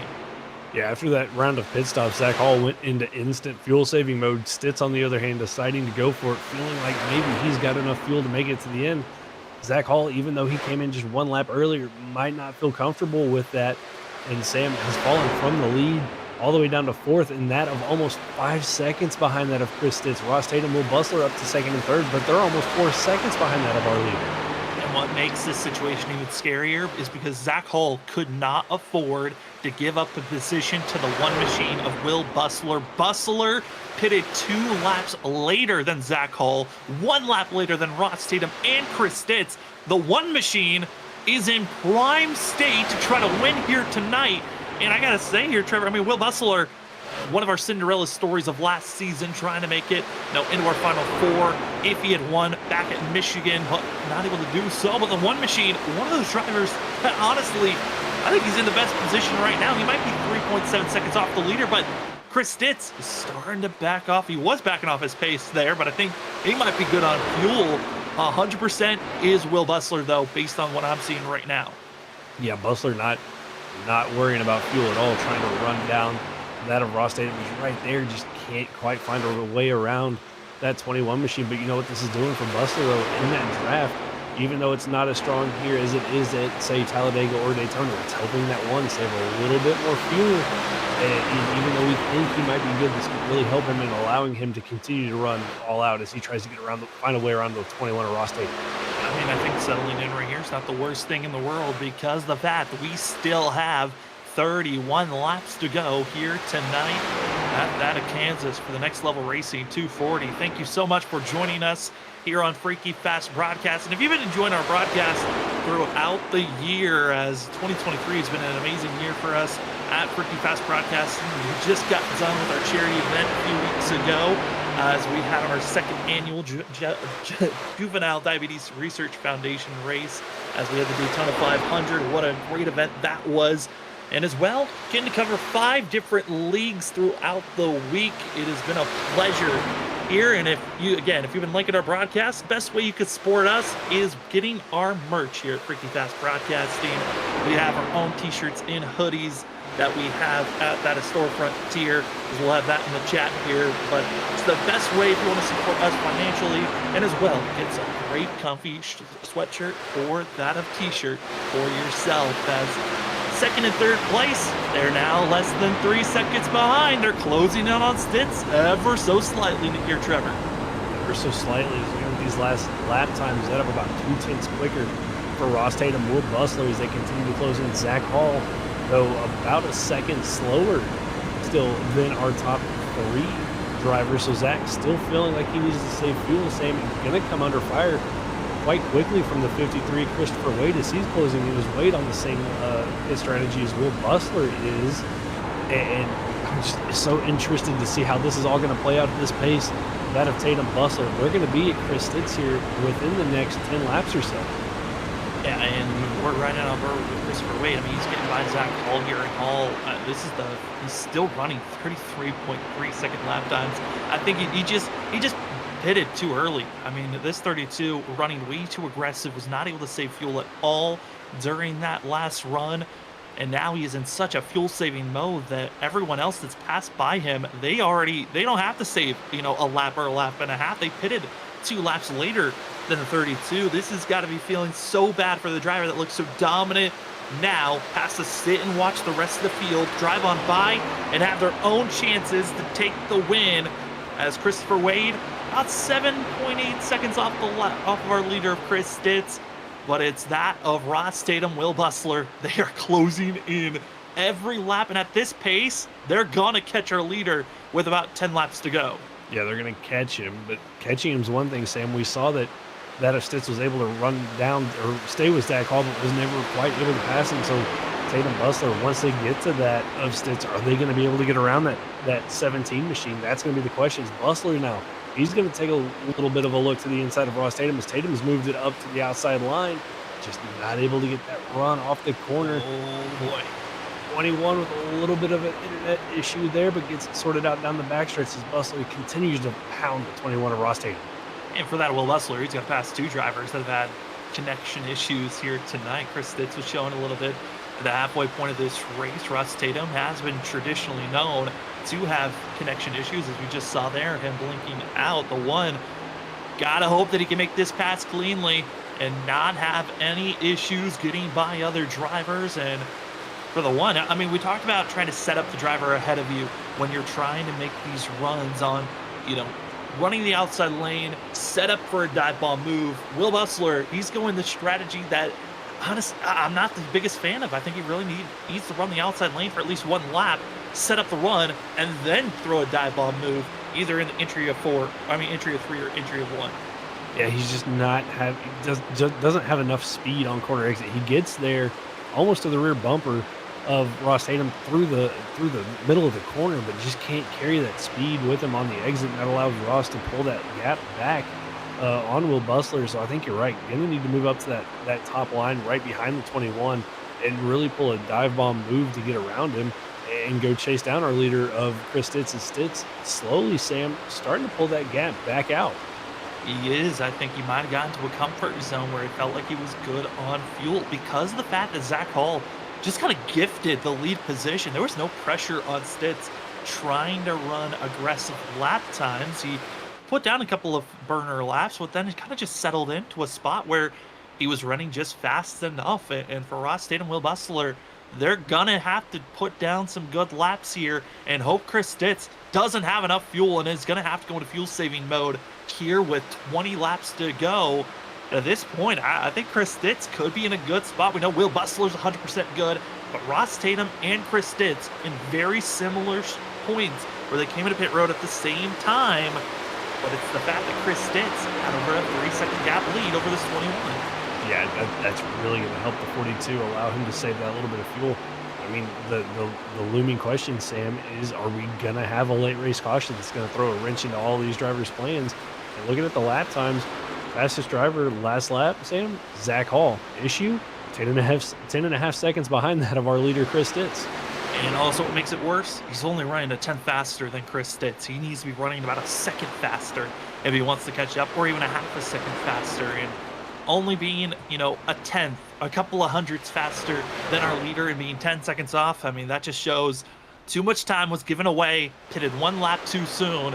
And, he was the leader there for the majority of that run before they had to come to pit road back at that lap 115 for this 32 Zach Hall. And it just seems like when you're the leader, it's, yes, you've got clean air, the disadvantage, burning off more fuel as we see the battling for second place still on screen. 20 laps officially to go here tonight.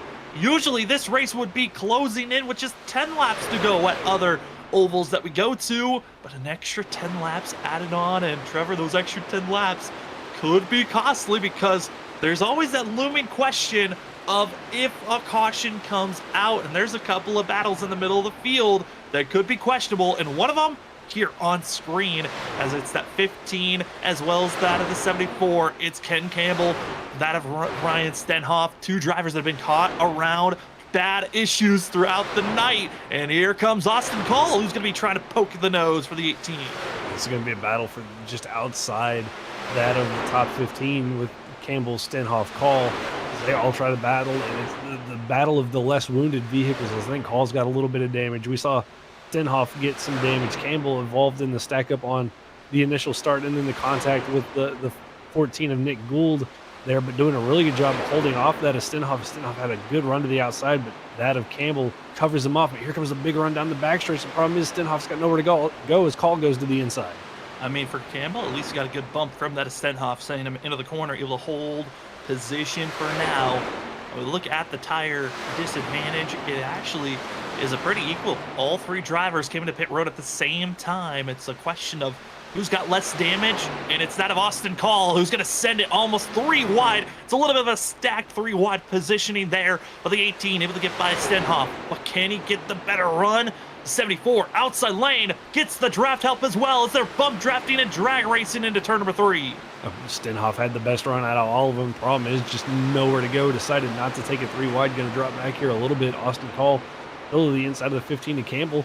side by side off the corner. Campbell not quite getting the run that he needed off the top, and that's going to allow the 74 to come down and give a shove to the 18 to call down the front straightaway.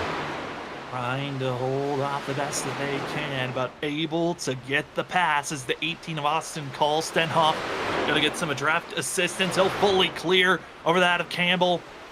For Ken Campbell, he will not try a crossover move, or will he? Was setting up with the draft, going to go inside, hoping for a little bit of clean air, but that's where Austin Cole's going to run for himself. And all three of these drivers in line, I think they're settling in on where they should be, but ahead of them, Zach Hull losing even more ground here. Trevor Hill fall to that of 7th place as Cameron Sarton and Aaron Hill have gotten by that other fruit machine.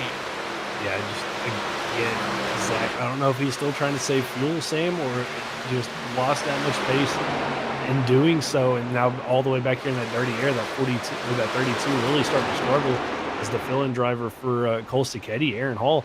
We haven't talked about Aaron at all today, Sam, but up here in 6th place, doing a great job filling in for Cole here tonight. I mean, the fill-in drivers were looking good. I mean, we saw that Joshua Altus at the halfway point. He was battling up in 3rd place at one moment, but Aaron Hale, we talk about this 42 on that of Thursday nights, and he usually was a driver that would come away with some good runs at the end of nights, just survival mode. End of races was where we would see this 42 just have some good runs to finish inside of the top 10. 6th place, great job for us, this fill-in driver. Yeah, did a really good job avoiding the stack up at the beginning, kept his nose clean all race long, and slowly worked his way through the field. I mean, he's up 17 positions from where he started tonight, Sam. One of our, actually the biggest mover inside our top 10, along with Cameron Sarton up 16 and Christopher Wade up 15. So those 3 drivers all pretty much driven from the back, along with Will Bustler. All of those drivers coming from the back to the front, just showing that patience really paying off here tonight. Well, you're going to be seeing a little bit of 3 wide here. Watch out for the pinch. It's going to be Nick Gould to the outside, Zach Hall in the middle. Then it's going to be that of Hale backing out, falls in line, and a driver as well as we're watching this battling for that of 6th place, 6th and 7th on screen, as Nick Gould's going to go that of 1 lap down and just falling into position. It's for that of 1st and 2nd place. Here's the scenario, 12 laps to go. Will Bustler's gotten by that of Ross Tatum, but Will Bustler is 2.3 seconds off the leader that last time by, a little bit less than 2/10 faster than the leader. And at this moment, if he continues at this rate, he could get to the bumper of the 17. But it's making the pass, Trevor, that we've talked about. It's going to be the toughest thing for these drivers. This is what it's going to look like on the breakdown of 1st and 2nd place. Stitz hoping that he can hold on, but it's been a consistent gain by that of Will Bustler. And what's going to help Bustler is Stitz in some heavy lap traffic. He's caught up to the battle of Campbell, Stenhoff, and Austin Call, and those 3 still almost 3 wide right in front of our leader. And this is not what Chris Stitz wants to see. Not only is this slowing him up, but this is just allowing Will Bustler to continue to close that gap in and do it more quickly.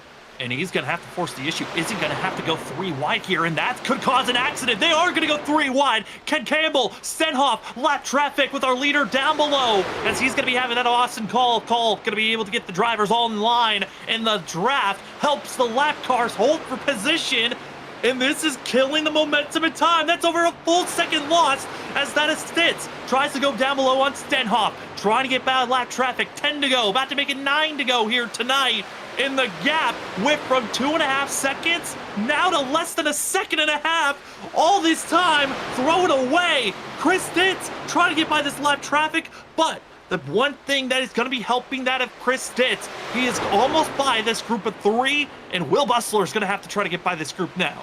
Yeah, Bustler now going to have to deal with that battling there of those 3, so that's the one plus thing that Stitz has going for him, but Bustler still closing in 1.3 seconds the gap now, coming to that of 8 to go. And still the question looming, Sam, will we have a caution? And does Stitz have enough fuel to make it to the end?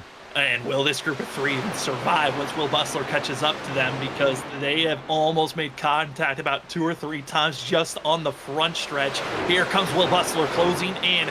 It's been Campbell, Stenhoff, a little bit of a gap now as that of the 15. He might be attempting to try to make the pass on going forward as Austin Cole continues to defend, but the one machine, he's going to run in this middle groove, hoping for the draft to help him close in on Stenhoff, but it's about 1.4 seconds, 7 to go, as Will Bustler has now caught up to that lap traffic group that costed so much time to Chris Stitz. It costed so much time to Chris Stitz, but just cost that of Will Bustler about 0.2 of a second that last lap as he caught the tail end of that train there. And the more time, Sam, that he's going to spend behind these guys, just like that of Chris Stitz, he's going to lose time to Stitz. Gets to the inside of Stenhoff, but right in front of him, Campbell, Call, battling it out as he does clear the 74 Stenhoff. He might have gained the time, but could lose it all in an instant as Will Bustler trying to figure out where to go. Ken Campbell going to be ducking low, gets out of the way. Austin Cole to the inside. They're going to be trying to battle, but also give space. Will Bustler trying to get to the outside. He'll be to the outside of the 15. Going to have a little bit of the draft help from that of Austin Cole, but has already lost that of 0.3 just because he was trying to get by this lap traffic.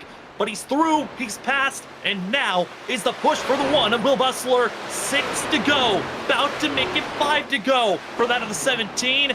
It's been a long race. We talked about it. At a normal 1.5 mile course, it's about that of 150 laps they'll run. These extra 10 laps given a chance for Will Bustler.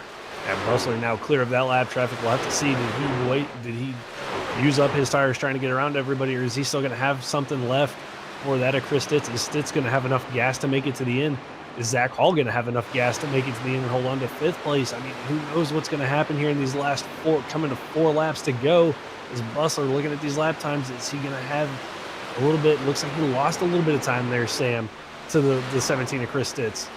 He's going to be trying his best to close in on the gap, but I think the tire are kind of equaled out at this point. They've been green for over 40 laps on these tires on this run. With 4 to go, the advantage certainly goes to that of Chris Stitz, as there's no more true lap traffic groups in pods to worry about.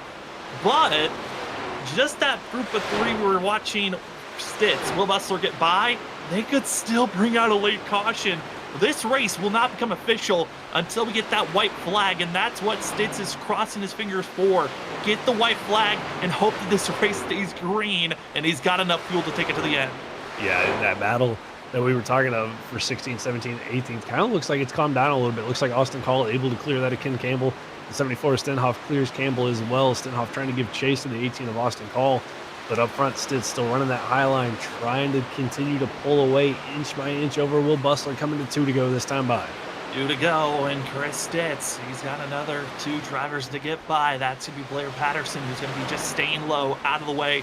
Doug Pierce is going to be trying to settle low to get out of the way as well. The 17 luckily finds a group of drivers recognizing the situation. 2 to go, a half a track before the white flag, and Chris Stitz pulling away from Will Bustler. But again, it's the fuel. Was there enough? And I think Stitz should have enough fuel to take us to the end. Out of turn number 4, the 17 gonna get the freaky fast white flag. And what a run it's been so far for Chris Stitz. What a run it's been since the stage break, since before the stage break. He has been dominant in that 17 machine. Let Zach Hall get ahead of him there for a little bit, but since the pit stops, nobody's been able to touch it. Down the backstretch, still under full power, so the gas not looking like it's going to be an issue for Chris Stitz as he goes through 3 and 4. Hits by the 12, Andrew Medlin wrecking as the white flag comes out, so no yellow will be thrown. But the 17, Chris Stitz, runs the outside lane, doesn't run out of fuel. He wiggles to have some fun and give the next level racing 240 to the 17 of Chris Stitz. What a drive by Stitz. What a dominant performance for himself, coming away with the win tonight. Will Bustler comes up that of just 2 seconds short of a win here. What would have been for Bustler had it not been for the lap traffic? Who knows, but great run from Stitz, Bustler, Tatum, Wade, and Zach Hall are going to be our top 5 here tonight. I mean, Chris Stitz taking that extra lap, then that of Zach Hall had just enough fuel, didn't have to worry about saving. Like we saw some other drivers had to go in extreme save mode, and Chris Stitz had enough. And also looks to have enough to burn it down as well, as the 17 gets to have some fun. We're going to step aside when we come back. It's the post-race show. We'll talk to our top 2 and our spotlight driver of the night back in just a few moments.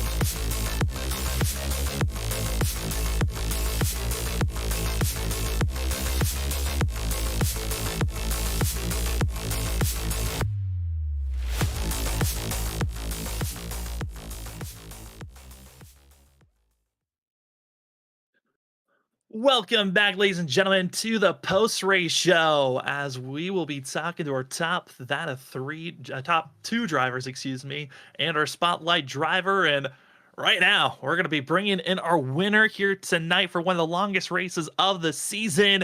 It's going to be that of Chris Stitz, bringing up in the booth with myself, Sam Dyer, and Trevor Earhart. Chris, what a run! You get the win, and you do it in pretty dominant fashion. Man, how are you feeling after that one? I feel awesome, man. That was one of the best races I think I've ever had running this league, and I'm kind of speechless right now. That was just a hell of a run. I mean, Chris, we got to know. I mean, was fuel ever an issue for you after that last pit stop? Because we saw Zach kind of drop back thinking that maybe he was saving fuel, but you never really looked like had any inkling into saving some fuel there. So when I got out of the pits, I saw I had enough to finish, but I knew I probably needed like maybe a lap or two. So I tried to run the bottom, take the shortest way around the track because around that high side it would just burn up too much. So ran the bottom and hoped and prayed that no one would get close to me and held out. Well, as you were holding now, you probably had one of the scariest spots of the night, as well as Will Bustler had to deal with it. You had the three drivers battling for position in front of you in those closing laps. What was going through your mind when you saw the group of three that knew you had to get by if you're going to win here tonight? Knowing my luck, I thought there was going to be a caution, quite honestly. When I got up behind him and I saw him make contact, I was like, "Oh, this is not going to end well." But we made it through and we got out front and ahead of him and just sailed away after that. That you certainly did. Well, Chris, congratulations on your win again. And before we let you go, the floor is yours for any shout outs. I'd like to thank my sponsors, Lake Anna and Frostfire, running them all season, and thank Travis for running this league. He always puts on a great league every season. You guys up in the booth, of course, for putting on an amazing broadcast. Love going back and watching it. Definitely gonna have to go back and watch this one. And all my teammates for always being supportive. It's Well, nothing better you can ask for. honestly, Conan, that is going to be the 17 machine stage winner and race winner here tonight. Congratulations and enjoy this win as we go into next week. Yes, I will. Thank you guys very much. As we go from first place, let's head to second place and hear from the other side of the coin as we're going to bring up the one machine of Will Bustler. Will, you had a great run here tonight. We thought maybe you were going to have the advantage on fuel to finish out here tonight, but coming up one position shy. How are you feeling after that performance here this evening? Oh, thanks, guys. No, that was fun. I really was hoping there, probably about 10, 15 to go, that I was going to get him ever so slightly. I could tell I was gaining. I think he just was able to save enough with clean air and just kind of, put him to that point where he was able to just pull away from me and secure the dub. I mean, Will, once you caught the lap traffic, I mean that have an effect on your truck. It looked like once you caught up to those three battling of Campbell, Stenhoff, and Call there, that you lost a couple of tenths there, and then after that, where the tires just kind of worn out, or what was going through your head through that whole process? Yeah, I saw him up there racing. The four, I guess it was the three of the lap traffic. I was hoping that they would slow him up a lot more than they did. So that's probably bad thinking on my part. But yeah, once I got to them, luckily they were able to let me go. And by that time, getting around them, I couldn't push any harder. And like you said, it's just the tires just kind of went out from that point. Oh, well, after a long race like you had here tonight, we're going to another pretty long adventure, going to that of Richmond next week. How are you feeling heading to Richmond, as well as we're heading to that of Watkins Glen and Pocono, a very tricky next couple of racetracks?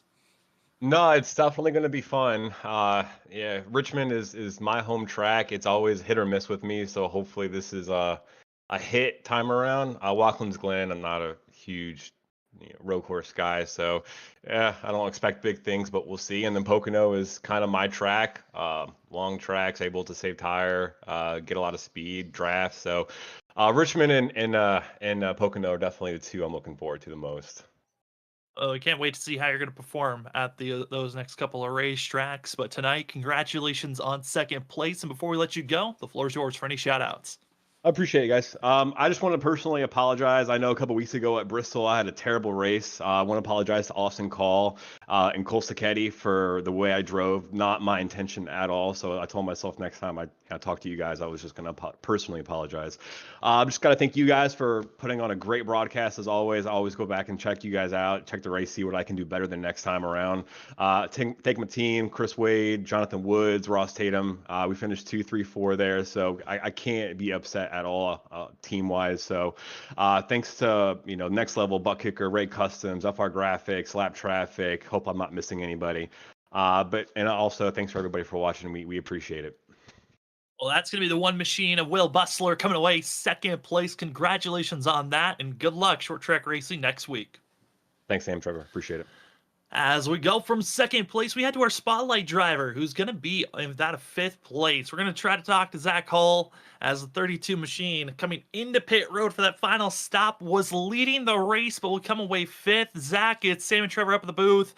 I would imagine this is kind of a tough pill to swallow. The driver that you were just with winning this race. What happened there on that final pit stop that pushed you all the way down to fifth place? Yeah, kind of tough. I didn't think we were going to be able to make it on fuel completely there to the end of this race. So I kind of went into immediate full save mode after we got out of pit road and saved a little too much even. That's where I'm kind of frustrated with myself because I could have went sooner and probably maybe had a chance to get a top 3. But yeah, I mean, it was just unfortunate being out front leading for the majority of that last run before we hit pit road. I just didn't save the fuel like he did in the draft behind me. So I had to come to pit road that time. I couldn't wait another lap. I had about probably a quarter of a lap even left when I came to pit road. So it was a tough break, but I mean, it was really run out of fuel, stay up there racing for the lead and trying to go for the win where I already got 2 of them. I knew I kind of had something to fall back on, but I kind of want to keep that points lead or try to keep in the points battle at least up front. So I elected to save the fuel and just go for a top 5. And Zach, like you said, you got those 2 wins already this season. We go Richmond, Watkins Glen, and Pocono. I mean, how are you feeling going from this long of a race to 200 laps at Richmond? Then we go road course racing and then the Tricky Triangle. How are you feeling about those next 3 races? They're actually feeling pretty good. I ran second in the Richmond race we had last season in the Xfinity car. And so far the truck's been pretty good for me. It's the first kind of short track we've ran this season other than Bristol. And I mean, I don't really consider that too much similar just because of the high banks there, but be the first test of a flatter short track for us. So I think it'll run good. I'm usually really good at the Richmond Raceway. So hopefully that carries over into the truck. And then I'm really excited for Watkins Glen. It's not my best road course, but I think really road course racing is like my specialty, and these stock cars is definitely something that I think I show out in. I know I didn't have a good run in Mid-Ohio last season in the Xfinity car because I just been so used to the next gen Cup Series car, but I think I'm gonna put in a good bit of practice for that race. And then Pocono, I mean, we'll just have to see how that plays out. I haven't ran that track in actually a while, so I think I could do good. I mean, I personally feel like anywhere I go I feel confident. I mean, Zach, touching on tonight a little bit more, I know this was one of the longest races of the season, coming to the 1.5 miles wise. I know we'll have Talladega that's going to match the mileage, but how was it tonight running that 160 laps overall? It was definitely tough. I mean, because it's one of those tracks here in Kansas where you run the bottom for 8 laps, and then after that you got to either get up there quickly and take the top from somebody in front of you or behind you to cover it off, and kind of it's one of those places where you're just hoping not to hit the wall. So it kind of plays with your mind all night. Just in 160 laps is definitely long for that, and wish it had been a couple laps shorter because I feel like it would have been a lot better off the battle for the win there, because I think me and Stitz would have had a great one. I mean, he was so fast, so I got to give him a lot of congratulations. But yeah, definitely a long one, and it was mentally tough for sure to stay out of that wall, especially in 3 and 4. I know you would have liked those last, but hey, that's what tonight brings, is a little bit of extra lappage to cause this drama we got to see. Congratulations, Zach, on 5th place, though. Still a decent run for yourself. And before we let you go, the floor is yours for any shout-outs. Yeah, it was a great night here tonight. So shout out to all the drivers. I know, it was tough to pass. So shout out to them for, keeping it green for majority of the night here at Kansas. So shout out to them, and shout out to the league sponsors. They always do a great job of, of everything they do here. I mean, especially with, I think Next Level was sponsoring here tonight. You got ButtKicker, you got Lap Traffic Podcast. All of them are really great sponsors. So shout out to those guys. And then last but not least, you guys up in the booth, definitely a part of the Freaky Fast family. I run it on my truck. and up in the booths throughout the week. So I really enjoy going back and checking out these races and getting to see me drop through the field there the last few laps. Well, that's going to be Zach Hall in the 32 machine coming away 5th place. Another top 5 for the record books for this season. Congratulations on that, and good luck next week heading to Richmond. Thanks, guys. As we go from our interviews, let's take a look at the unofficial results here tonight. After taking a week off last week, as it was Valentine's Day, didn't want to get anyone in trouble with racing on the 14th. The drivers come back for one of the longest races of the season, and it was Chris Ditz. Talked about it. Those extra 10 laps can add so much drama. Zach wishes those laps weren't there. Chris Ditz happy they were, as it allows the 17 to get to victory lane. Will Bustler going to come away in 2nd. Ross Tatum in 3rd. And Christopher Wade going to come away with 4th, with Zach Hall in 5th place. Aaron Hale, first of the 2 sub fill-in drivers. For that of Sacchetti, comes away in 6th. Cameron Sark going to come away with 7th. Logan Keys, who's had a very up and down race, he'll come away 8th. 9th goes to that of Travis Dart, and Sam Siegel finishing out your top 10. Yeah, and a great run there from Sam Siegel getting back up to 10th position. I mean, we saw him up there, Sam at one point battling for 3rd, fell back to that of about 15th, comes away with a solid top 10 for himself. And a little bit further on down, I mean, Charles Hugel with a great run up into 12th position for himself. John Dart with a great recovery back to where he started in 11th. Joshua Altus, our other fill-in driver tonight for Jason Perret, up in 14th. Stenhoff with a great run for himself in 16th. But then, I mean, you look further down, Ken Campbell with issues from the start of the race. Medlin with issues from the start of the race as well, along with Phil Chavez, who had connection issues. Jonathan Woods, Nick Holland down there in 25th and 26th, drivers that were up front battling for that of, I believe, 4th and 5th position when they got together. And Chris Essery, who we thought was going to have speed tonight, but again, caught up in that first start mayhem that we had. All drivers that are going to go into Richmond next week hoping to recover well. Open recovery well for themselves, as next week, short track racing at Richmond, 200 laps. It's going to be another pretty long race. But for that of seeing Chris Ditz, he loves the fact that he's going to become the 5th winner in 6 races. Zach Hall, the only driver with 2 wins in this series. And we'll see if he can go for win number 3. But I think the driver I'm curious about to watch out for has to be the 2-time champ, Cameron Sarn. He is so good at Richmond. We'll see if he can get himself into victory lane for the first time this season. As for us here at Freaky Fast Broadcasting, we still got plenty of great racing action throughout the week to give you, as this is just the start of our week tomorrow night. I mean, it's going to be the 2nd race of this week. We have the ISRC on Monday. Full send again here, like always, on Tuesday night. But tomorrow, it's Auto Club for that of the Wicked Racing League, as they're trying to mentally prepare for themselves. That's going to be a long race. Over 100 laps at Auto Club. Should be a good one to check out with all the different lanes that are going to be used there. Then on Thursday, we go back to classic racing with the ARCA cars at that of the Stars and Stripes series, as they're going to the classic 2008 scheme of Atlanta. Can't wait for that one. And then on Saturday, it's going to be a handful, and you better get prepared. It's going to be the WSSR Roasted Gems Cup Series at Texas. Those next-gen cars are a handful. The drivers are trying to mentally prepare. Got to check out Saturday. I'm most excited for that one. But Trevor, certainly some great racing action here on Freaky Fast Broadcasting for the rest of the week. Oh, it's going to be a great week for broadcasting. Definitely with you on the Saturday one, not only because I'm going to be in the booth, but after speaking to those drivers after their Daytona race about how they were feeling going into Texas, feeling like that car is going to be a handful. So that's definitely going to be one you're going to want to tune into to see what happens. And if you haven't checked it out already and you've got time throughout the week, you don't have to watch it all at once. There are 3 segments to check out for that of our first episode of the Cool Down Lap. It is our podcast that we have going on once a month. Episode 1 is out. Episode 2 will be out in the middle of March. But gotta say, Trevor, podcast of the Cool Down Lap, it's a fun experience. Get to listen to the drivers and their thoughts and how they got into racing.